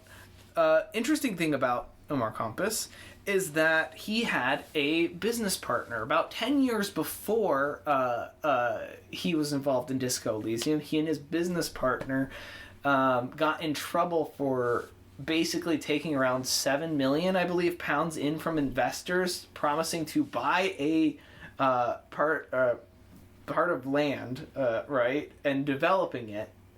And then the money kind of just disappeared and the project fell through. And so they both got in trouble for embezzlement, I think, and just frauding of investors. I don't know how, but Omar Compass seemed to not be as much a part of it as his business partner was, and apparently was in bankruptcy and still owes, I think, about 7 million pounds back to the investors. It'd be real convenient for him if he could get himself off the hook by, it's true, embezzling a shit ton of money out of the Zelm Studios. There is, or just, getting money one way or another. So the thing is, this person is not involved in Zelm Studio, but there are multiple checks going to another company, I believe it was called Yes or No Sir, that is registered underneath, I forget the woman's name, right? And it was in the tens of $1,000s a month. And I believe Ilmar Compass and Carpenter, I'm not sure about Marcus Linneman, he seems to be really hands-off in most of the situation, have confirmed that these checks were going through. This woman was dating his disgraced business partner. So this is something that Kerfitz brought up that was like, hey, this guy's not allowed to, like, make money because he's got to pay a bunch of money back.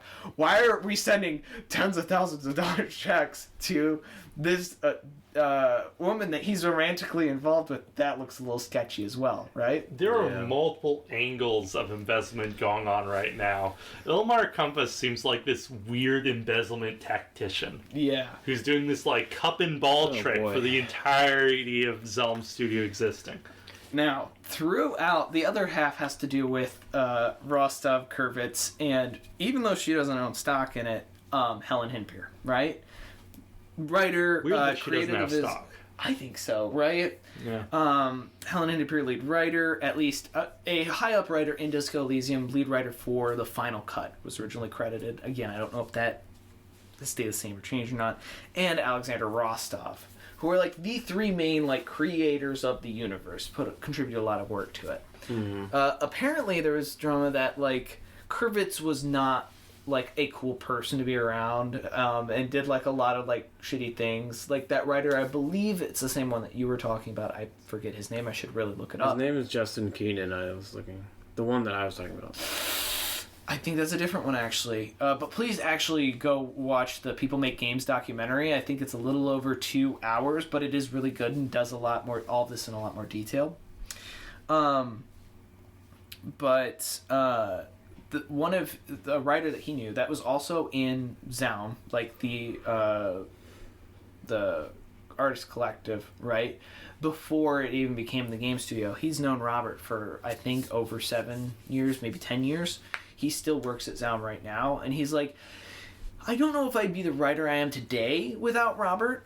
But yeah, there's some like not cool things he would do. You know, we'd have like tons of pages of like stuff that was written for the game, and you know, he'd have it up on the computer and be scrolling through it, right?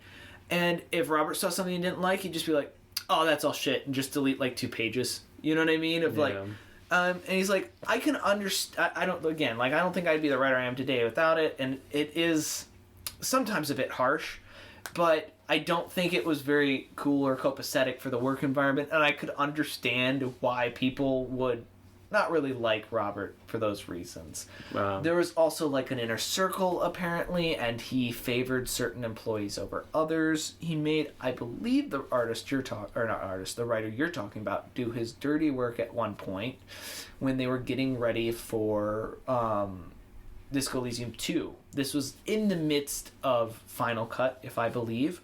So not only was this guy working on, I believe, 3 of like 6 vision quests, right? And at the same time, there were a bunch of junior writers, and Robert apparently told him to have these junior writers do these writing exercises and send the work to him because he wanted to see who was going to make the cut for like the core team for Disco 2. He was about to go on vacation. He calls him the day before vacation and was like, all right, you got to tell these guys I can't do it. Actually, I don't have time. I'm going on vacation for like 2 months tomorrow. You have to tell them that, like, you know, it's good stuff. None of them are on it. And he was like, what? None of them are on the team. Okay. You read it though, right? You went through their work? And he was like, oh yeah, it's really good. It's really good. Apparently came back and found out that Robert didn't read any of it. Which apparently upset him, and he felt pretty hurt that not only did Robert make him do his dirty work, but also didn't even have the time to invest to actually go over that. Yeah, it's kind of fucked up. You make people go through that effort all for nothing because you're not putting in the same kind of effort they are. There has been there are other allegations, I think none that have been substantiated by anyone else, other than one where apparently when Robert was getting weirded out about the shift of ownership to Amor Compass, he went around and I believe convinced Alexander Rostov to step down as lead artist. And maybe we're potentially trying to go make another studio. But he did ask this is conjecture, but what is believed is that he went and asked the lead, not programmer, like the lead technologist, I think, I don't remember the exact term, I think it's that what it was, for the game's source code at one point, which a bunch of people don't, you know, that's a big no-no, and doesn't look good on him. I don't know if he's denied that or not.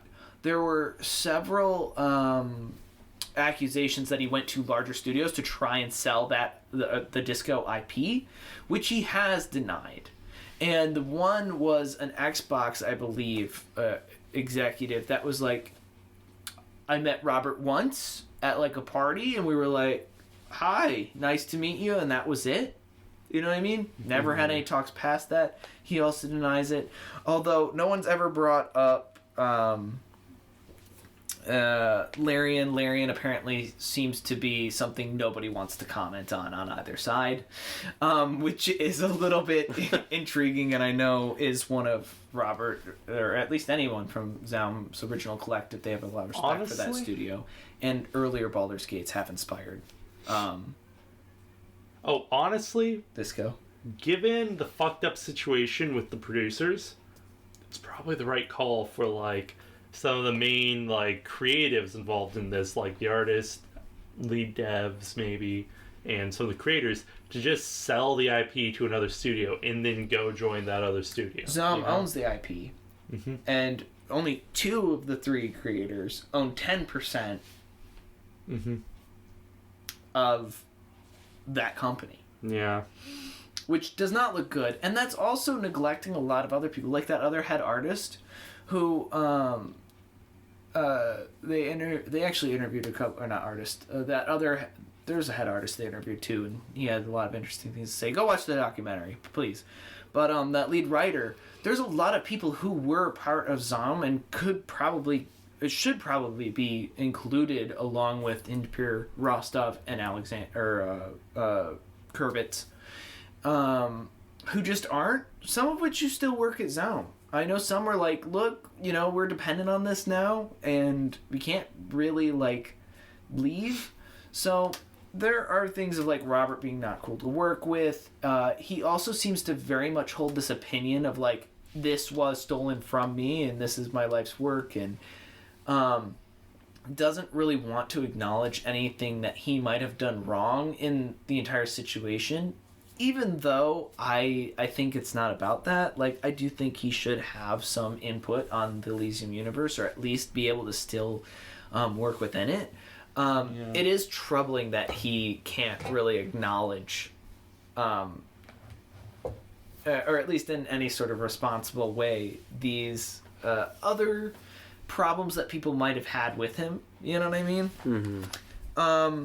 Rostov is just squarely aligned with Kurvitz. I think I would understand why. Like I said, Kauerkender's out of the picture, and I think Marcus Linnaeus owns like something minuscule, like 5% in Zaum right now, and maybe like a 30% in the second company for Disco 2. They both still own 10% in Zaum, and whatever the second one is, they own, like Disco 2, they own about a 20% stake each, which is interesting. So I still think they're making money off of it. They just don't have any control. And they were also kicked out. I believe it was in 2022 at some point. I think November. Fact check me, though. That someone basically released, like, Zaum Studio is... Or not Zaum Studio. Zaum is in the collective, is disbanded. Like, the studio very much still in existence, so it was more of like a performative thing, but being like... It's gotten away from us and it doesn't stand what we, believe in anymore. And also, Helen, Robert, and Alexander were all fired. And, unwillingly have left the studio.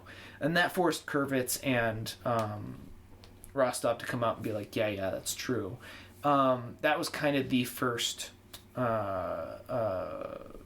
sign. Well, not sign. It was the first time the public had any idea of what was going on behind the scenes. All of this had been going on for some time now. Yeah. I know interviewing other people at the studio also said Helen, who was the lead writer on the final cut, did pretty much nothing throughout that entire time. And they were left to their own devices. There's this other writer, the one that specifically was made to do Robert's dirty work, said that they would be working on things and she never told them about deadlines, and they would just be finding out about deadlines that they had that they weren't making because they didn't know about them, and that she really didn't write anything for Final Cut. At the same time, I think she did a lot for the original, she did quite a bit for the original game, so that's fair. When they interviewed her in the same documentary, she was like, yeah, I was in charge of a lot of the voiceover work. For some reason it just got all handed to me, so I was really busy going back and forth and coordinating all of these different things, right? And apparently also, I think independently, mentioned deadlines not being delivered to her, or told that she had to make a certain deadline, and that higher up executives a la Compass or other people were like, oh, by the way, these things need to be finished up by August so we can do this by this time. She's like, I thought we had until next year at least, because nobody said anything. And they were like, oh yeah, silly me, that's on us. So it could also just be interference from higher up. To be honest, I really like Helen, and she seems really passionate about everything. It doesn't seem like something she would have done personally, just stepping away from it. As far as unbiased parties in this, I know everyone is biased. I am really willing to take her stuff with at pretty face value. Because you hear the complaints about her, and then she's like, yeah, I was bogged down with all this voiceover work, which was not what she was supposed to be doing. Yeah. And then also brought up the same deadline stuff, which were basically the complaints that were brought against her to begin with. Not many complaints about Rostov. I know everyone was under extreme crunch for 9 months before the original release of the game, and all three of the people were heavily criticized for taking 2 years off after the game came out. Just apparently an absurd amount of time, which Kurvitz is always just you don't understand. The crunch was so bad, and honestly, Rostov had it the worst. Like, he apparently had to do a shit ton of work in a very like limited amount of time for the original release. And then everyone was like, "All right, it's about time you come back and help." Especially towards the end of that was the final cut coming out, and a bunch of pushes for that to, or I guess crunch for that as well. Apparently Rostov, or not Rostov, apparently, I think they said Rostov didn't do anything, or what some of the employees said, and that Kurvitz didn't do anything for it. It seems like Helen was involved in some ways. But essentially after that came out, you know what I mean? There were growing tensions with this, like, who has ownership over what. Kurvitz kind of going and asking for the source code, possibly, right? And also telling other people, like, hey, yeah, come on, let's maybe trying to just, like, subvert Zaum Studio entirely. Then they were let go. I think Rostov and Kurvitz in the same day, and then, like, 3 days later, Helen Hindeper.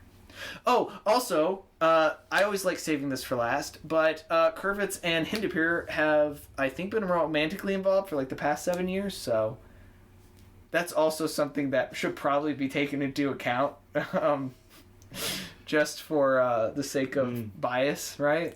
Zelm is just this, or like, conflict of spaghetti of connected lines. Yeah, it's all messy. It's too much to keep up with. So, a lot going in. If you're genuinely interested in it, please just go watch the People Make Games documentary on it. I know I've said that a couple times, but they'll go through it in better detail, and you'll actually get interviews. They interviewed Ilmar Compass, which is really interesting. They have. Wait a second. They have. I want to hear what he has to say. They have a good 20 to 30 minutes of their interview of Ilmar Compass in the documentary, and say in it that there is a link to the full unedited version of his interview. In the in the description for that video, which I did not. I did watch the whole documentary, but I did not watch the full interview. That's really interesting. And he is very, like, either, like, open, this is what I have to say about it, or I can't say anything about that. You know what I mean? Mm-hmm. Yeah, he sounds like he's a fucking con man. Of course he's gonna have that skill. But he heard that they were making this documentary, and I believe, again, watch it, make sure I'm right, but I believe reached out to People Make Games going, we heard you're doing this, or I heard you're doing this, and I would be willing to be interviewed for this. Of course, Harry. Yeah. Of course, Harry. I'll tell you everything you need to know. Yeah. So, I think it's absolutely worth checking out. I think from what I've seen, a lot of fans of the game, even in the comments below the video, aren't willing to contend with the complications around, I think, especially Kurvitz in the situation, and don't really want to critique him that much, even though I do think he should be subject of some critique. Even though I do agree it's really shitty how this thing that is he's obviously very passionate about, and I don't think he's wrong in saying is his life's work, he's kind of locked out of engaging with. I absolutely do agree with that. I think it's a really messy situation, but I do think, from my understanding, a lot of the fans aren't willing to engage with some nuance surrounding Kurvitz. However, Ilmar Compass, I don't trust him. I don't like him. I think technically there is still court proceedings going on. This was released in 2022. It might have been early 2023 when it came out. I should just look that up and double check. I think they're still trying to go through the legal system as whether that, like, how Compass acquired that majority of shares was illegal or not with the way he did it. Is there hope for Zone Studio? There might be. If it is determined that the way he has acquired his share is illegal? There's some hope. Like, who holds the majority after Ilmar Compass is out? Ilmar Compass? I don't know. Oh, also that business partner who owes like $7 million or whatever and is embezzled like that much, he works at Zaum. He's actually like a really high up like executive. Is he producer or director? Yeah. He's something like that. He is involved in the company, and 100% on paper. And other than those fishy checks going out to the person he was romantically or is, I don't know if he still is, was romantically involved with, he is just an employee of Zaum, and apparently does really good work. And some of them, I think some of the employees said that he was fine. So he is involved in it. Every employee, a member of the board. This came out 7 months ago, so it had to have been in 2023. May 29th of 2023, this came out. So I think there were some court things that they said in this video that were scheduled for, or got postponed. So that would have been, this came out in May 2023. At the time, the reporter, who I did not catch his name, went to Estonia to research and interview a bunch of the people there and also see a court hearing with some of it. Some of it got pushed to September of 2023. So I don't know if there was a final decision made there or not, but I think it's all just ramping up to probably a really drawn out bureaucratic case. If there is going to be a Disco Elysium 2, either with or without Hindipir Kurvitz or Rostov, it will not even be talked about until all this is, dealt with. And if there's a Disco Elysium 2, you can hear about it on Rogue's Nerdery podcast. Rogue's Damn it, Nerdery. Jack. We will absolutely talk about... I saw you leading in for that one, leading in. You know what? After, I will absolutely go and see what legally it looks like right now. And if there are any major updates, we'll release a mini episode. I don't care if it's like 5 minutes, but, you know. It could be an intro and another one. That's true. That's true. With some housekeeping in an episode. Yeah. But yeah, so there is a potential there, as far as I understand. It's just like, we'll include the people that, again, rightfully so, I think a lot of fans want to see included in it, you know, those 3 people. Mm-hmm. And is it going to be through Zaum, I guess, you know? Now, Rostov and Kurvitz have gone and registered a separate company and have, is it copyrighted or trademarked? I think copyrighted a like code name for a project. So regardless, I think we could still see a game from those That's 3 people again. You know, Yeah. it might not be Disco. It might not live up to it. It might not. It might be better. I don't know. If he wrote a sequel to it, how does that differ than making a sequel to the video game? depending on It might not have the IP. depending on how the court proceedings shake out, we might see another game from Kurvitz and Rostov. It just might not be an Elysium game. Or we could see an Elysium game that is separate from Zaum Studios. Or we could see them contributing to Zaum once again, although I think that's fairly unlikely either way. Most likely, I think Zaum will get in trouble. I think they'll continue to keep Elysium, and we'll see a different game from Kurvitz eventually. I think A first-person shooter. No. Yeah, maybe. I think the 2 things that made Disco Elysium interesting are the mechanics of it and like how they deal with stats and whatnot, and the second being the setting of Revachol, which seems to be directly a result of the place that the author, lived in. Estonia. Yeah. Estonia. That is definitely true. Yeah. So I feel like Revachol is probably the best setting he could have like written, right? It's drawing from his life. True. I don't know if we see another Elysium game. I mean, if we see another game with similar mechanics, but not like the setting of Rubbershield, if it's gonna ever be as good as Disco Elysium. It could be a different flavor RPG altogether. I don't know. Mm-hmm. I feel like either way we're going to see something out of Kurvitz. Either way, I hope we do. You know what I mean? But not only is it something that is very familiar to him, right? But like is something he worked on since 2008. You know what I mean? Yeah. 2008 to when did that release? 2019 is an insane amount of time for a buildup of that, you know, world, and we can see the product shine through. You absolutely can, but that's an incredible amount of time. So even if he does not have access to Elysium as an IP or a concept, right? In order to create something new, even if he does start from the ground up, that's an insane amount of time that I think he feels was just taken from him. And I don't disagree with that. I read that he has 6,000 years of history in Elysium. That's insane. Yeah.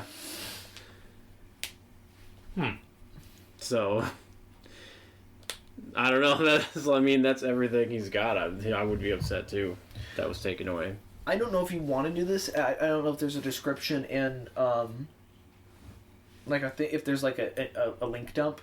You know what I mean? Like, type of area where we can add stuff. Yeah, we can do that.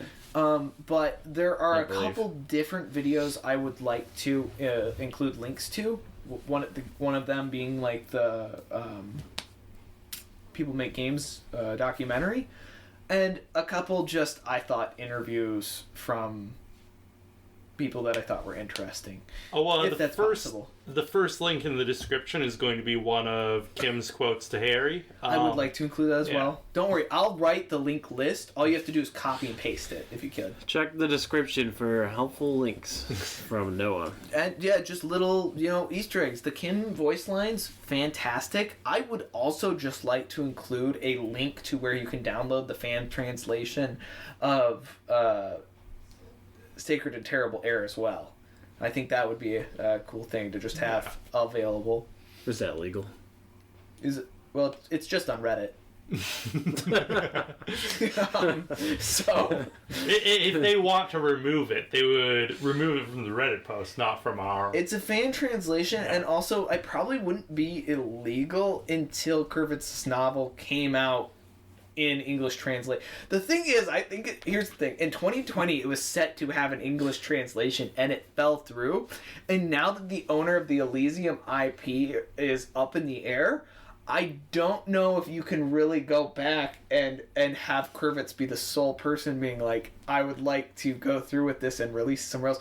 I think he absolutely could, especially in this moment, see success by doing that. I just don't know if technically, legally, he can.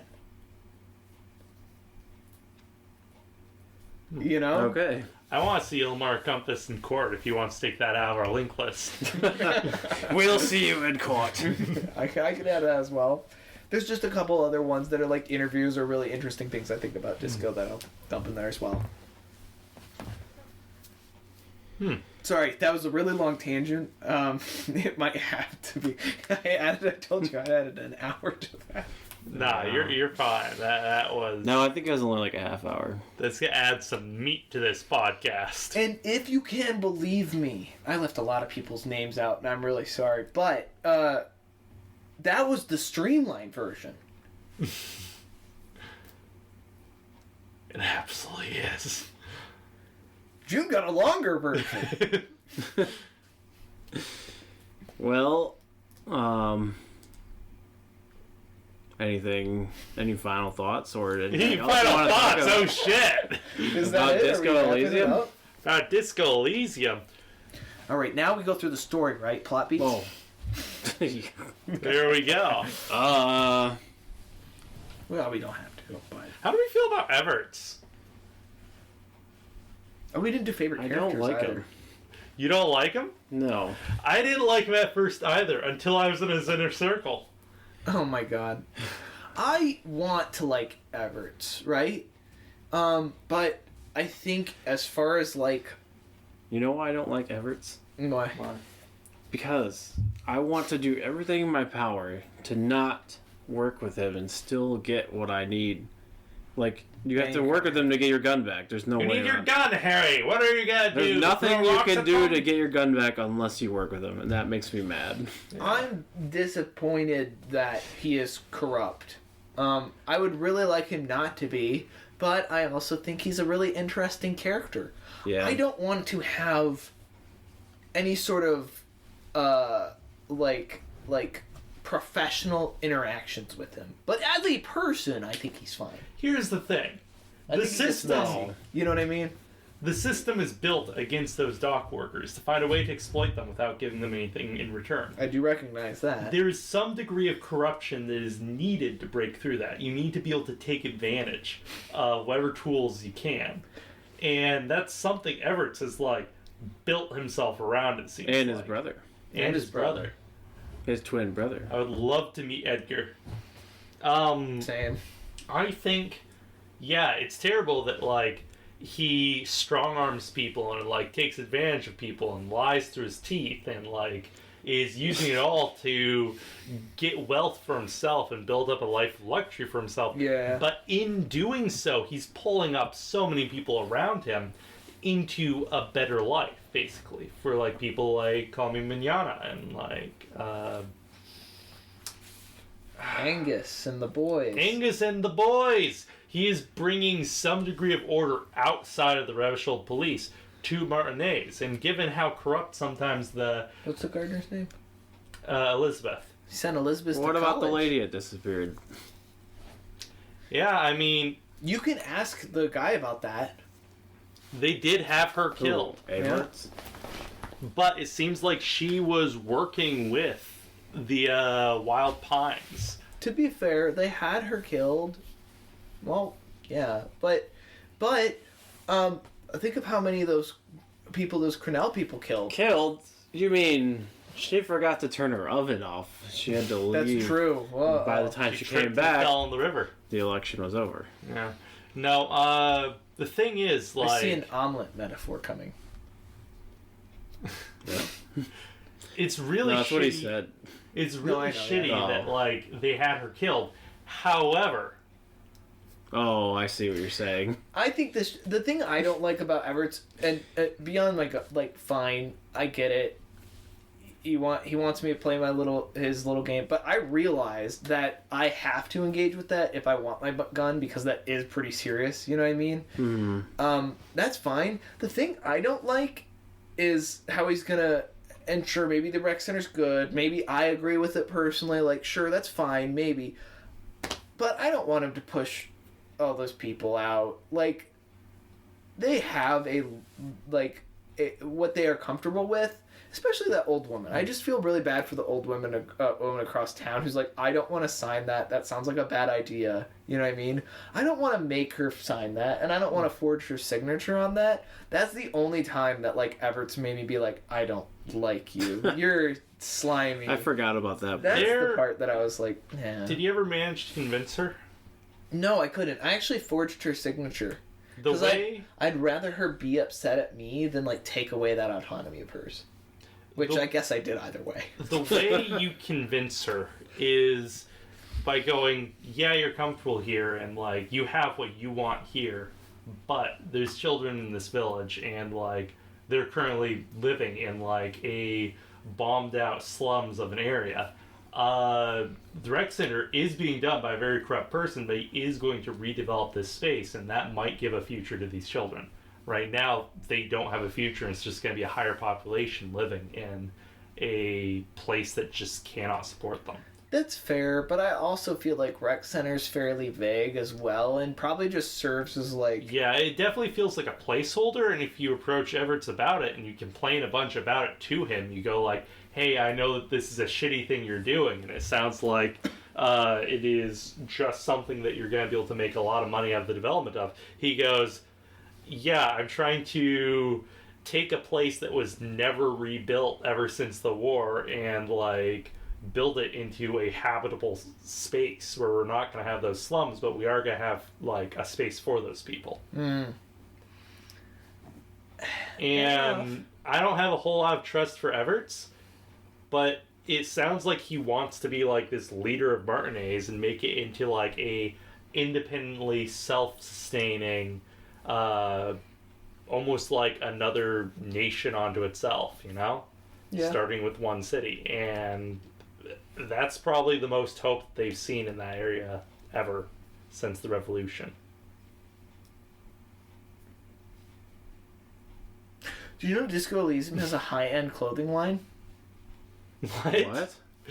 Yeah, it's part of the merch. What? Yeah, you can buy like Kitsuragi's jacket for like $300. Really? Yeah, you can't right now, and I think it has a lot to do with like ownership of the company. But like all of the merch has been like out of stock for a long time. Hey, cue the quote. What's the quote now? I'll get the quote out. A lot of people like referencing this like Fallout as a Joyce quote from the game, specifically like being like, "Hey, Kurvitz, you like put this in here because you're like real self-aware, right? And you figured that like something like this would happen." And it's used a lot, but it's capital has the ability to subsume all critique into itself. Even those who would critique capital end up reinforcing it instead. Which I think is kind of funny, but also like if you're Kurvitz, like, ooh, you know? I'm not smart enough to understand that. Well, it's, you know, given the right circumstances, Disco Elysium, which is a big dialogue about, you know, capital in general, right? They have used it to create like a pop culture that they can sell to you of like, we're making money off of a critique of capitalism. You know what I mean? So it's, Right. which it's what Joyce is saying. It's like capitalism just does that exact thing. And so they're like, "Oh, Kurvitz, you're being so self-aware." And he's like, "My life's work." Which I think is, you know, interesting. Can we talk about Disco Elysium as a critique of capitalism? Because I think that's one of its strong points.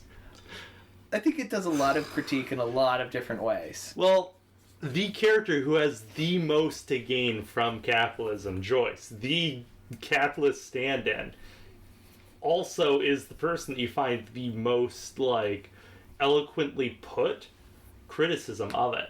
Mm-hmm.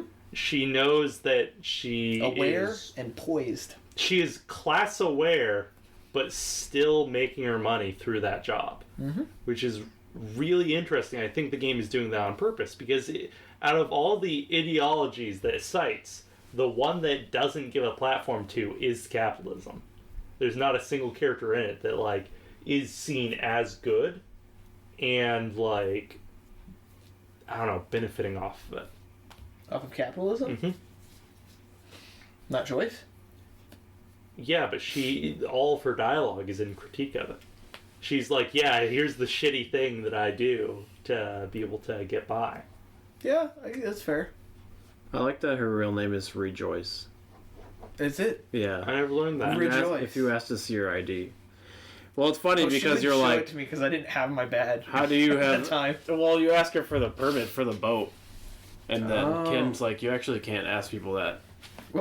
And I can do whatever I want. apparently, yeah, you pretty much can. You're not. The police are not allowed to ask for anyone's like permits about Kim, anything, really. who's the second your freighter? He's like, you could ask for her passport. So then I'm like, yeah, well, show me your passport. And then you read her name. Her real name is actually Rejoice. I never went through the "you're on a boat" dialogue option. Oh, really? I saw the option. I was like, "That's fucking stupid, Harry. Don't say that." Well, I think it's really interesting, especially because you're playing the role of a cop as well. Like, there's a lot of things that they explore in that area, right? Like that like sense of like, I'm just here doing my power job. and how it can be exploited is something that they allow you to do in an interesting way, and usually you see the consequences and you don't feel good about them. Hey Noah, you had like 6 fascism, right? Yeah. I think what raises the fascism level if you like ask someone to see their passport, Oh, you or be assert that like, power. "Listen to me, I'm a cop." I think that is what raised your fascism score, and I think that's why I had 1 and you had 6. I just think it's interesting, though. I only asked her like for her seeing that. passport because she was being a real jerk. Oh. Wow, really want to call me out there for the 6 fascism, huh? No, I'm trying to explain away why it was there. You were like, oh, I wonder if it's doing something interesting here. Let me try it. I think there's sometimes where they'll ask you for takes on things because I absolutely got Quit, cat. oh gosh, what's the liberal one?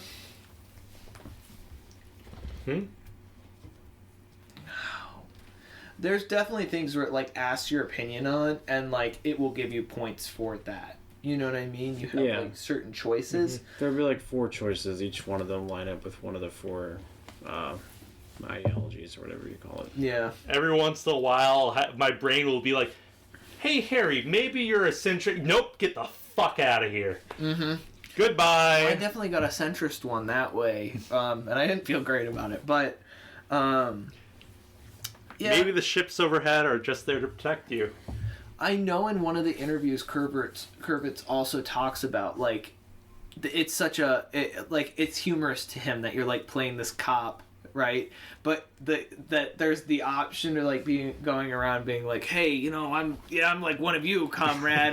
This is just what I do during the day. Like, he thought that was, like, a really funny juxtaposition and just overall ridiculous. So I think there's a lot that he said, or that the game explores in that relationship as well.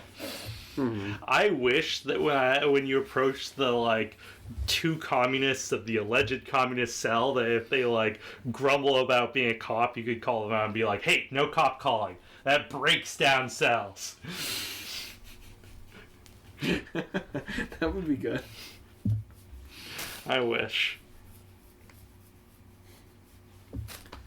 Yeah, sorry that last part was so long. My eyes are getting so sore. My eyes hurt from talking.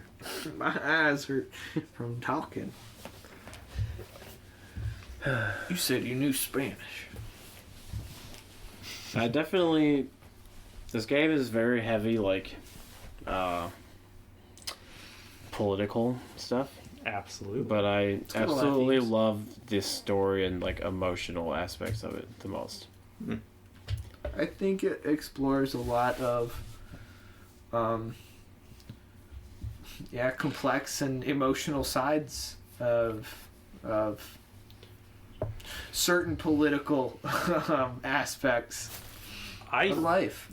I think it was written in a really interesting way so as to not turn people off. That makes sense. And I feel like a lot could be said about that by a smarter person than me. That's fair. Well, one thing, when I was listening to an interview with Justin Keenan, he would talk about how they asked him, like, you know, how did you get different perspectives for everything? And he's basically just saying that, like, between him and Helen, like, looking over everything and, like, other people, they always had some, like, they made sure they weren't writing perspectives all from, like, one person's view. They made sure it was, like, you know, from different views. Yeah. So that nothing was, like, biased or satirical or anything. It still feels very biased. Also, some of it is definitely satirical. So Measurehead is a walking mountain of satire. Yeah. I don't know.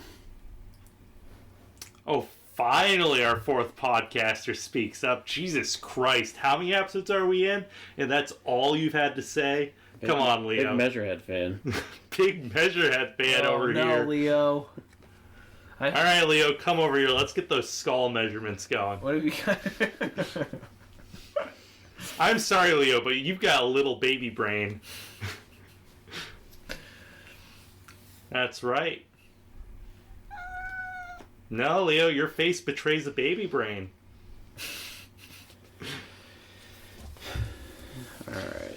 Alright. Wait, do y'all have a favorite character? I really don't know who my favorite would be outside of Ken. It's not It's not Egghead because there's not enough there, right? It's not. It's not Egghead. Okay. Um, Oh, I have my answer. who? I like Cindy the Skull a lot. Cindy the Skull is really good. Man, Like, I don't think there's a Meh. ton of content there, but I always enjoyed an interaction. Like, it was fun. I liked it. Made me laugh. my answer's gonna be lame, but Yeah. my favorite character is Harry. Oh, Shit. wow, you Fuck, you cheated. You subverted God my damn it. expectations. We said no Kim, and Jack was like, alright, let me flip this one. He is a very lovable protagonist. Well, I feel like I had an attachment to him toward the end. it's just, An investment. I guess it just depends. I don't know. You can just be whatever. I think it's Just all the stuff that you can say and do is just hilarious. Like, I laugh out loud a lot.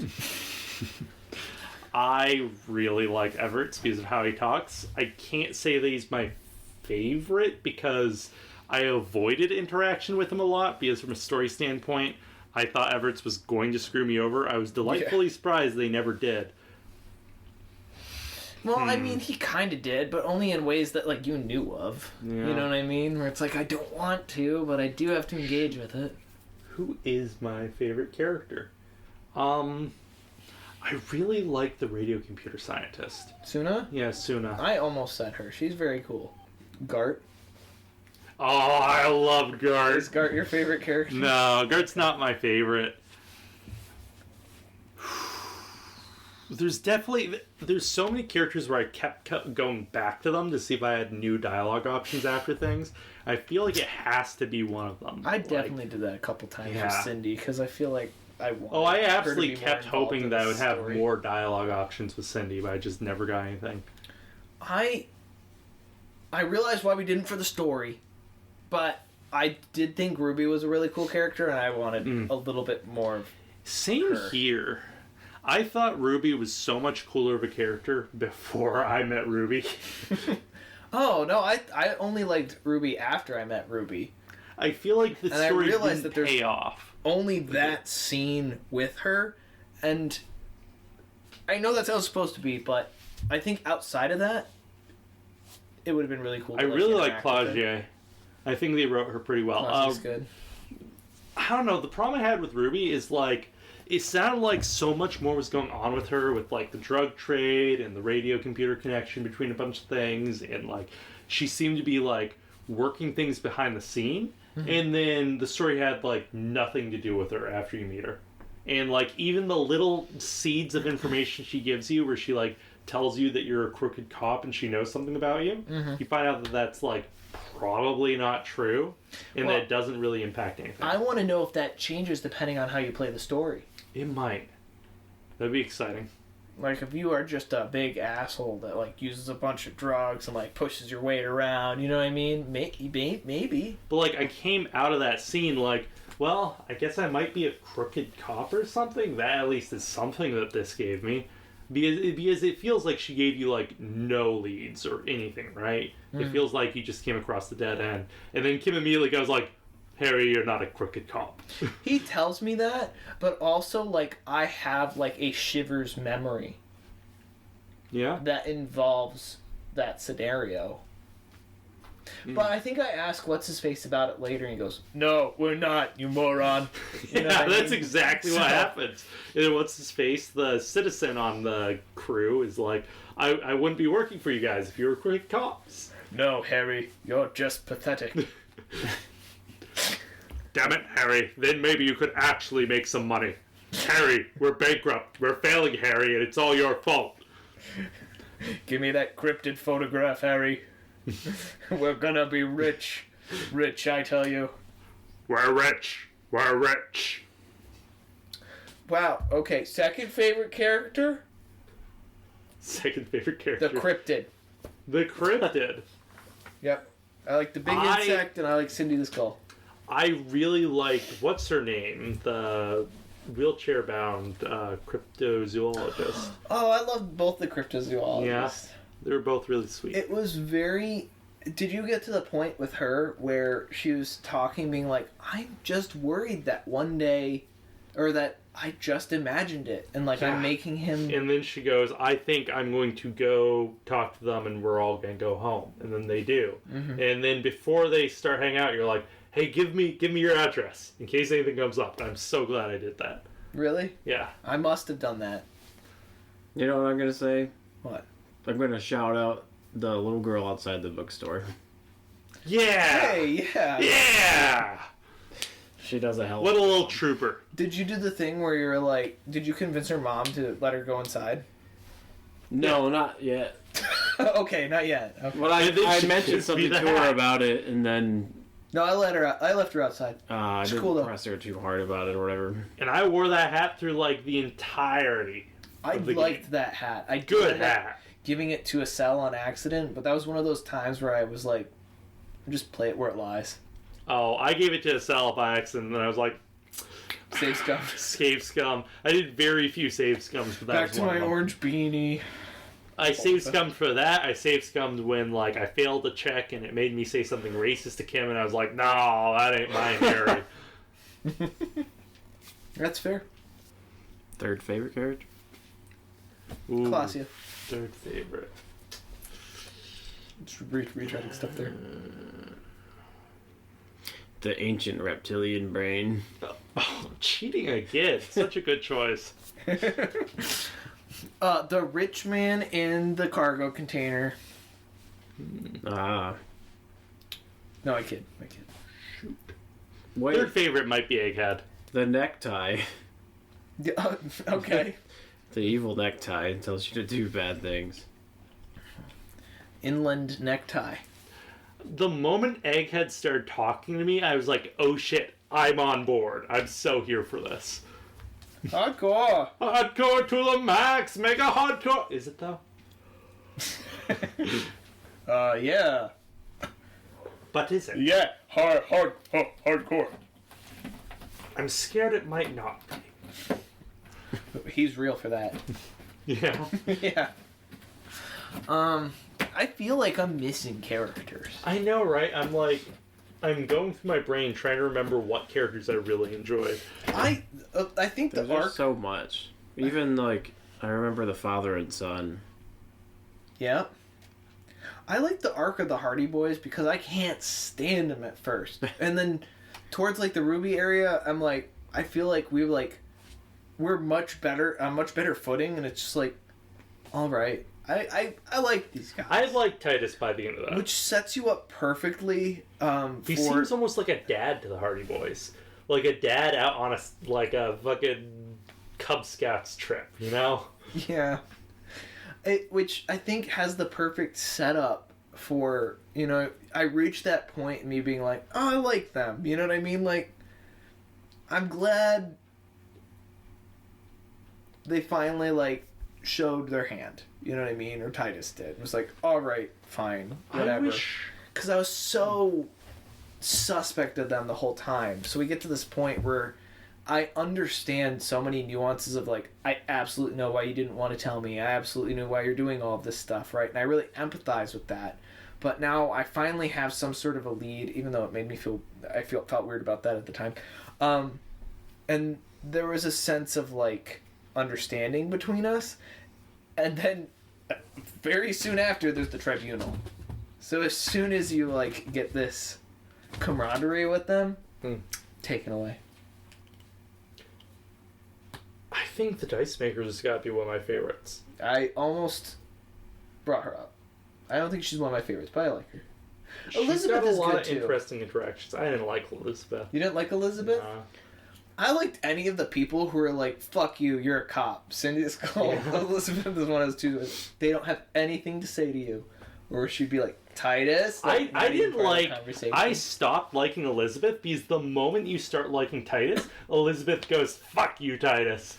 Or whatever, right? The interactions between those guys just kind of break down, right? Yeah. It really feels like... That's just squabbling. It feels like Titus and the rest are like down on like the working class level, and Elizabeth has been like raised to the level of luxury above them to like command over them by Everts, and I'm not a fan of that.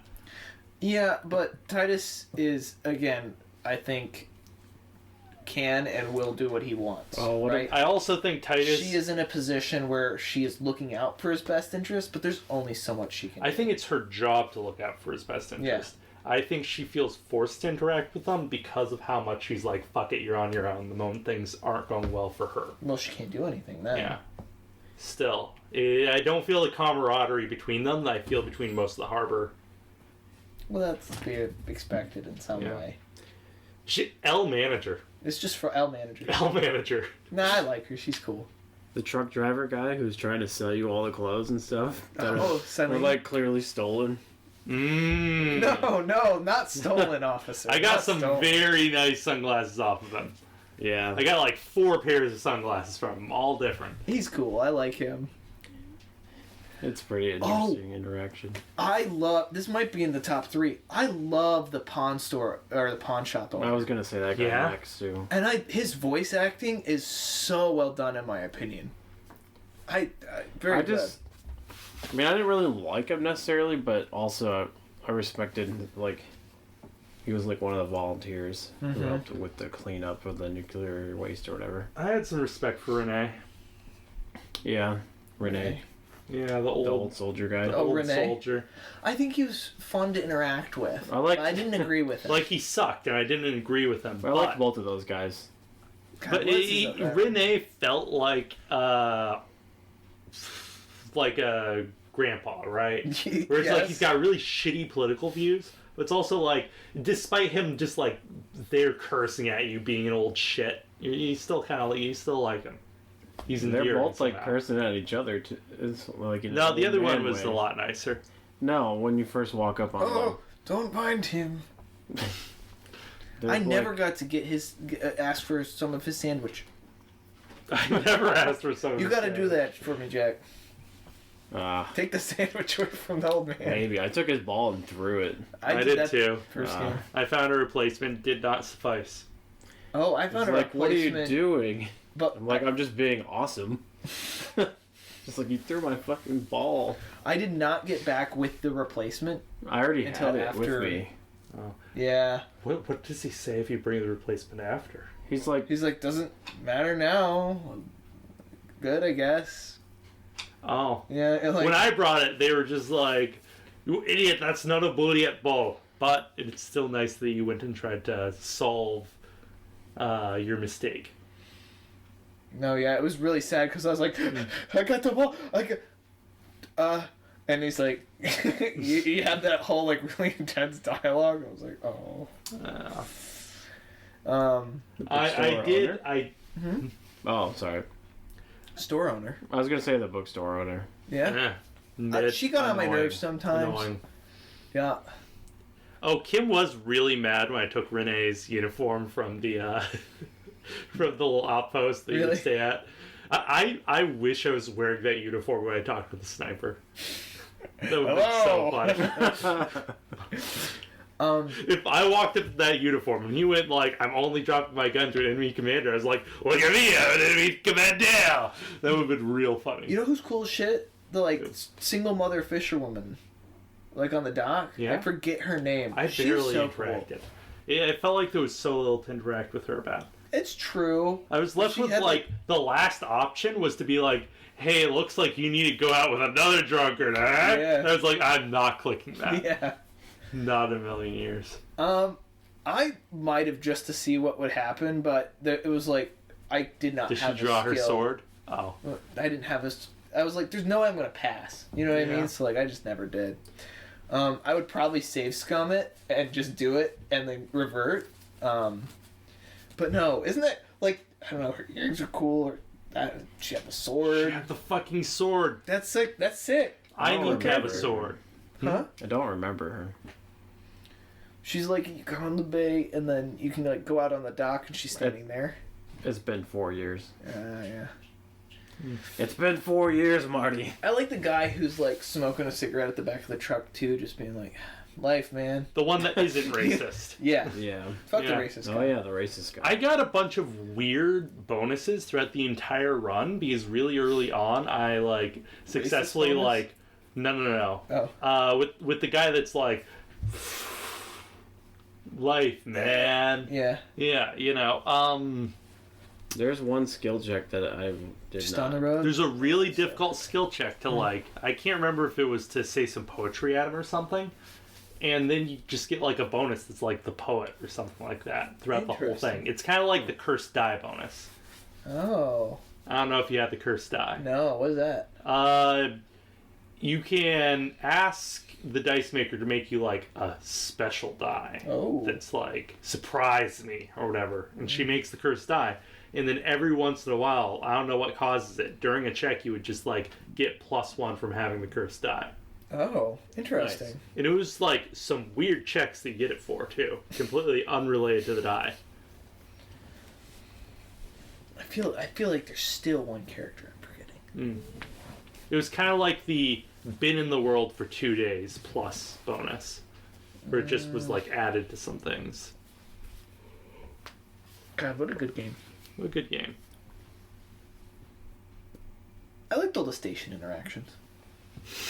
The what? I liked all the station interactions. Station interactions? Where you call Harry. Kim's. Yeah, you could check. Oh. Oh my God, he lost his gun. Yeah. Guys, that's pretty Harry funny. lost his gun. Fucking idiot. Yeah. No, hang up on him. That's pretty good. I love that. The other guy I is just did like, not tell them about the "Hello?" gun. I only mentioned the badge. Oh, yes. What do you want us to tell us now, Yeah. Harry? I didn't tell him about the gun either. Why did you tell And I people didn't ask about them the for gun, money. Noah?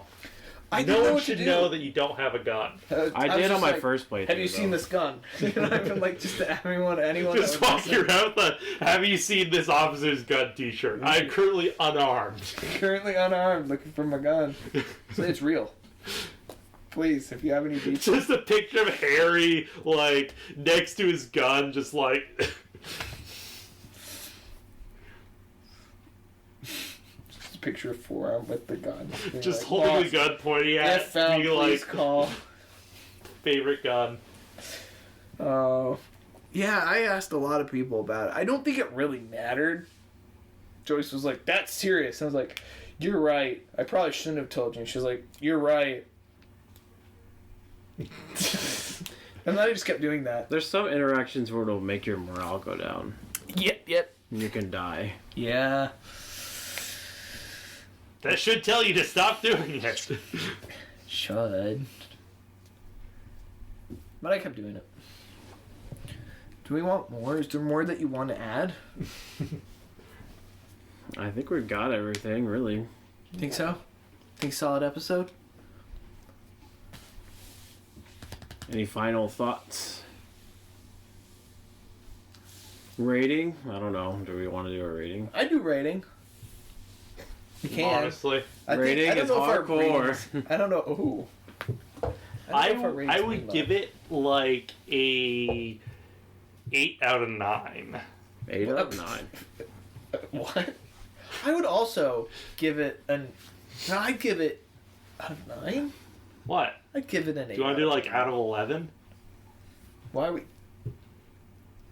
Why are we doing that? Well, I thought 9 was a very normal number, but if you want me to find a not normal number, we could do like out of 13. Oh, okay. 11 out of 13? Do we feel an 11 out of 13? Yeah.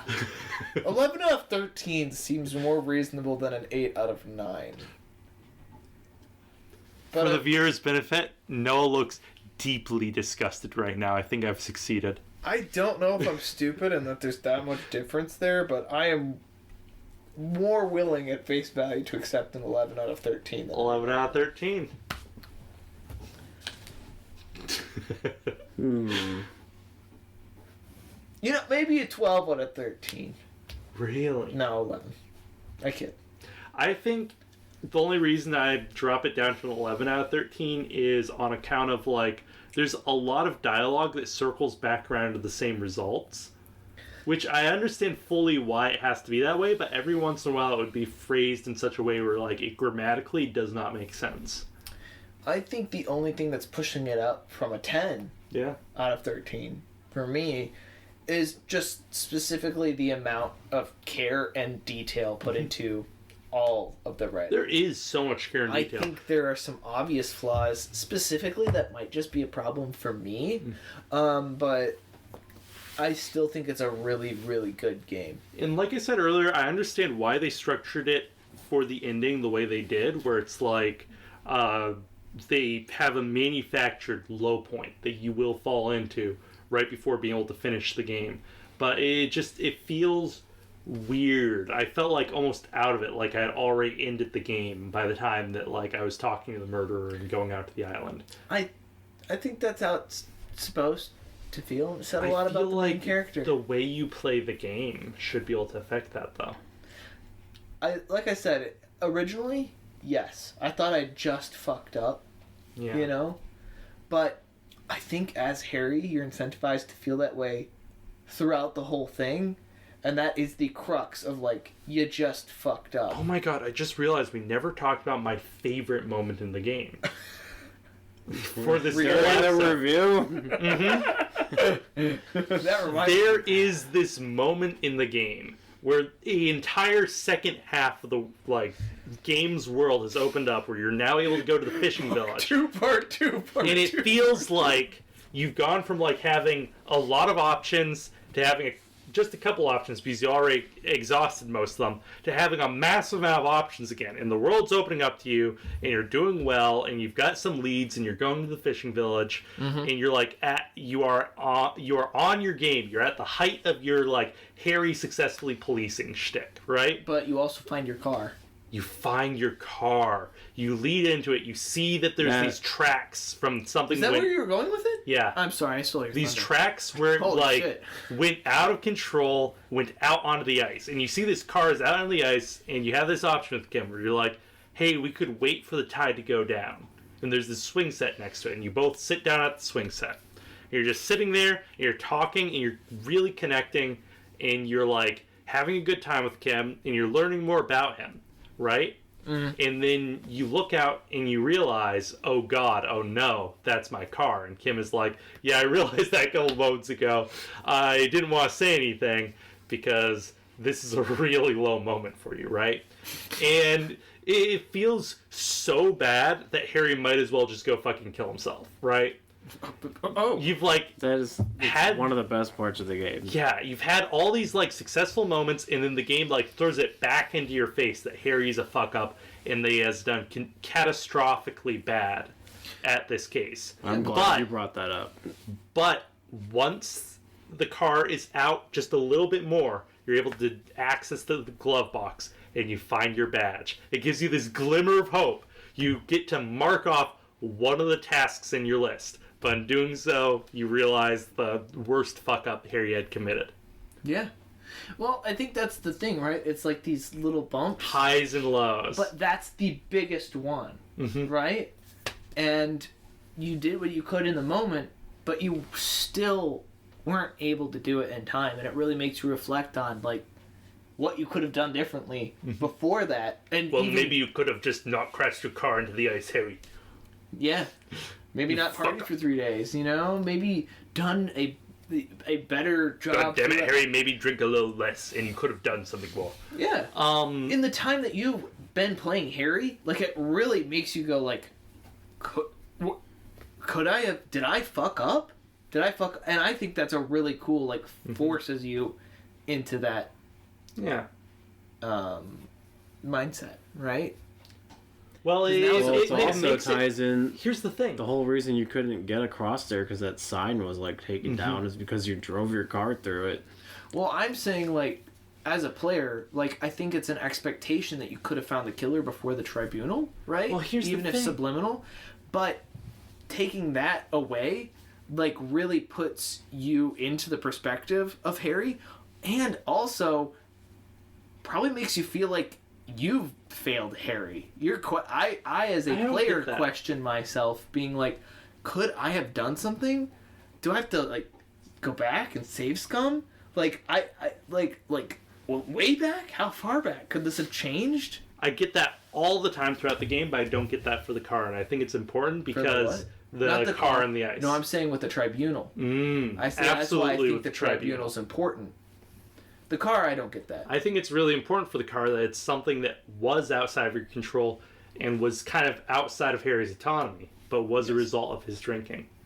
That makes sense. Because it makes you feel like, God damn it, I've been dealt a shitty character. Like, no matter how good I do as a player, this character is a fuck-up. And that's probably how Harry feels.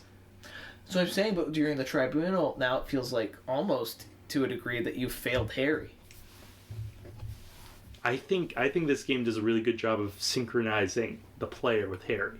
Yeah. At chipping away at the ludonarrative dissonance. No matter what, you still weren't able to find the killer on time. Mm-hmm. And it doesn't matter that you weren't going to be able to, or couldn't have.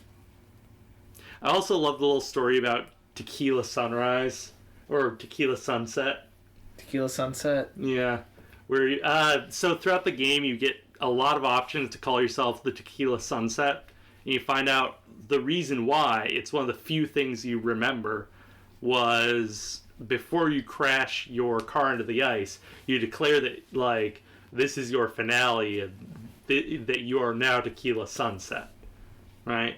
Because at the end of all of your drinking, that's how you're going out. You should go down his dialogue tree. Give him some bevs sometimes. The guy who tells you about Tequila Sunset. Yeah? Yeah. Listen to some of his stories. Well, I listened to a story on that. But past that. Oh, alright. It's worth it. I'll go through and do that one. That reminds me, I forgot about my favorite part of the game. Nah, I kid. Well, that brings me to my favorite part of the game. Ooh. Wait, actually? No. Oh. The friends we made along the way. No, wait a second, Jack. What was your favorite part of the game? It's the karaoke Bits aside. songs we sang along the way. My favorite God, the part of karaoke the song's game. good. Didn't do the karaoke. It felt like a glimmer of hope as well. Honestly, Couldn't force myself to do it. I was like, no, there's no way. Of all the Harry's things that getting you on fuck stage. up and all the things that you do wrong, that is one of the few things that the game lets you, like, do right and feel good about yourself for. Okay. Where people give you a pat on the back for it, and they're like, wow, Harry, I was, like, shocked that came from you. That was actually pretty good. Damn it, Harry. well, it didn't come from me, but I remember just like when the cryptid is actually real. Oh, It's like a huge very good spot. moment. Oh, talk about glimmer of hope. Yeah.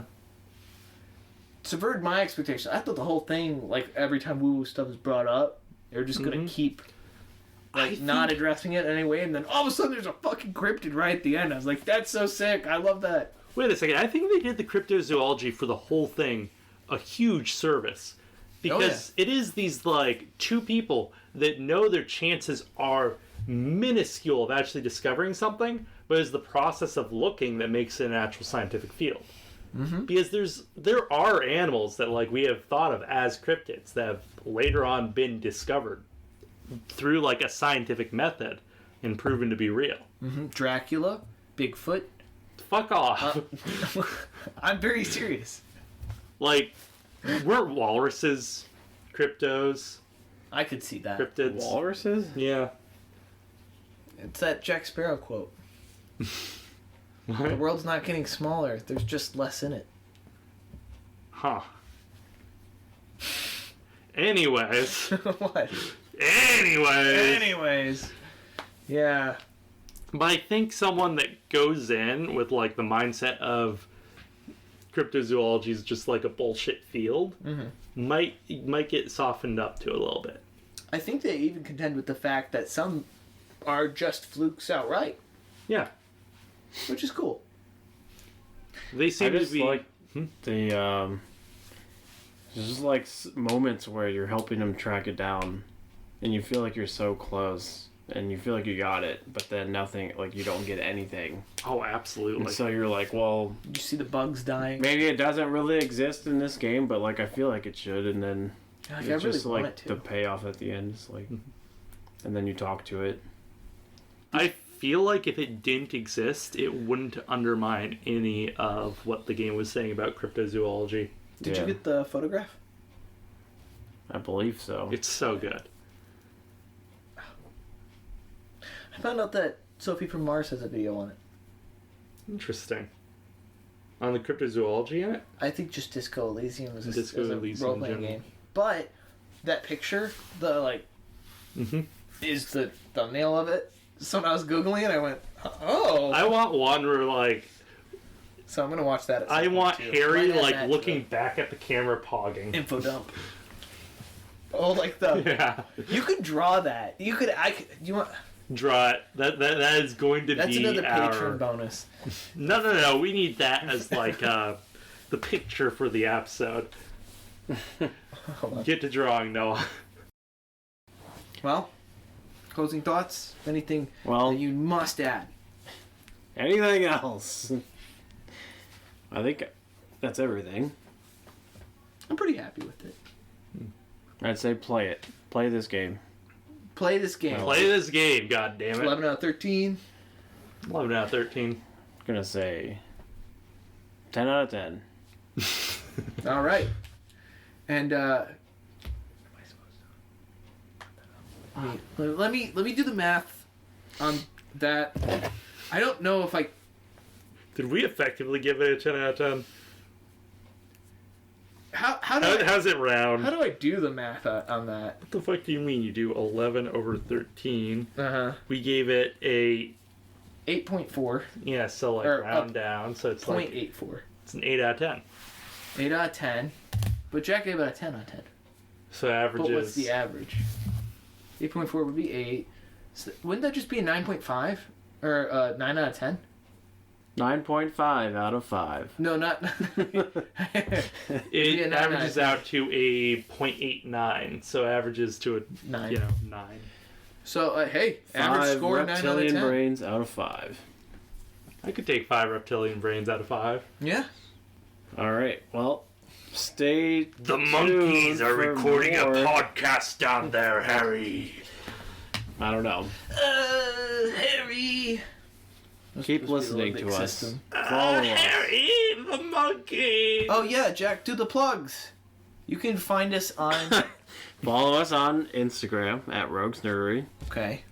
Um, We got Patreon. I don't know if guess, you want to yeah, cut that out. go to but patreon.com/roguesnerdery. I'll do one in case you don't want to cut out. We got a Patreon.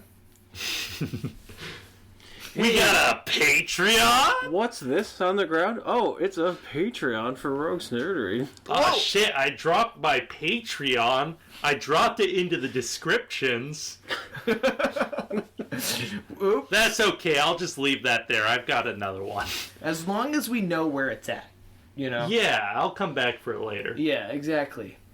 Oh, Harry, you've lost your Patreon. Come on, Harry, you wouldn't lose your Patreon. No, your $5. You wouldn't make it a $5 Patreon, would you, Harry? What if a kid comes across that? We'll help you find that $5 Patreon, Harry. No problem. First, I have an inkling of a feeling we'll find it in that description of yours. Goodbye. Goodbye. wait, is there more? I feel like we have something else. Say goodbye. Oh, email stuff. No one emails us. Email us. Questions, Email comments, us. concerns. roguesnerdery@gmail.com. Yeah. All right, bye. Yeah. Say anything. This has been... wait, I'm Noah. I'm June. I'm Jack. And this has been Rogues Nerdery. Rogues Nerdery. And cut. So, my favorite part of the game was when... Oh yeah, I forgot my favorite part of the game.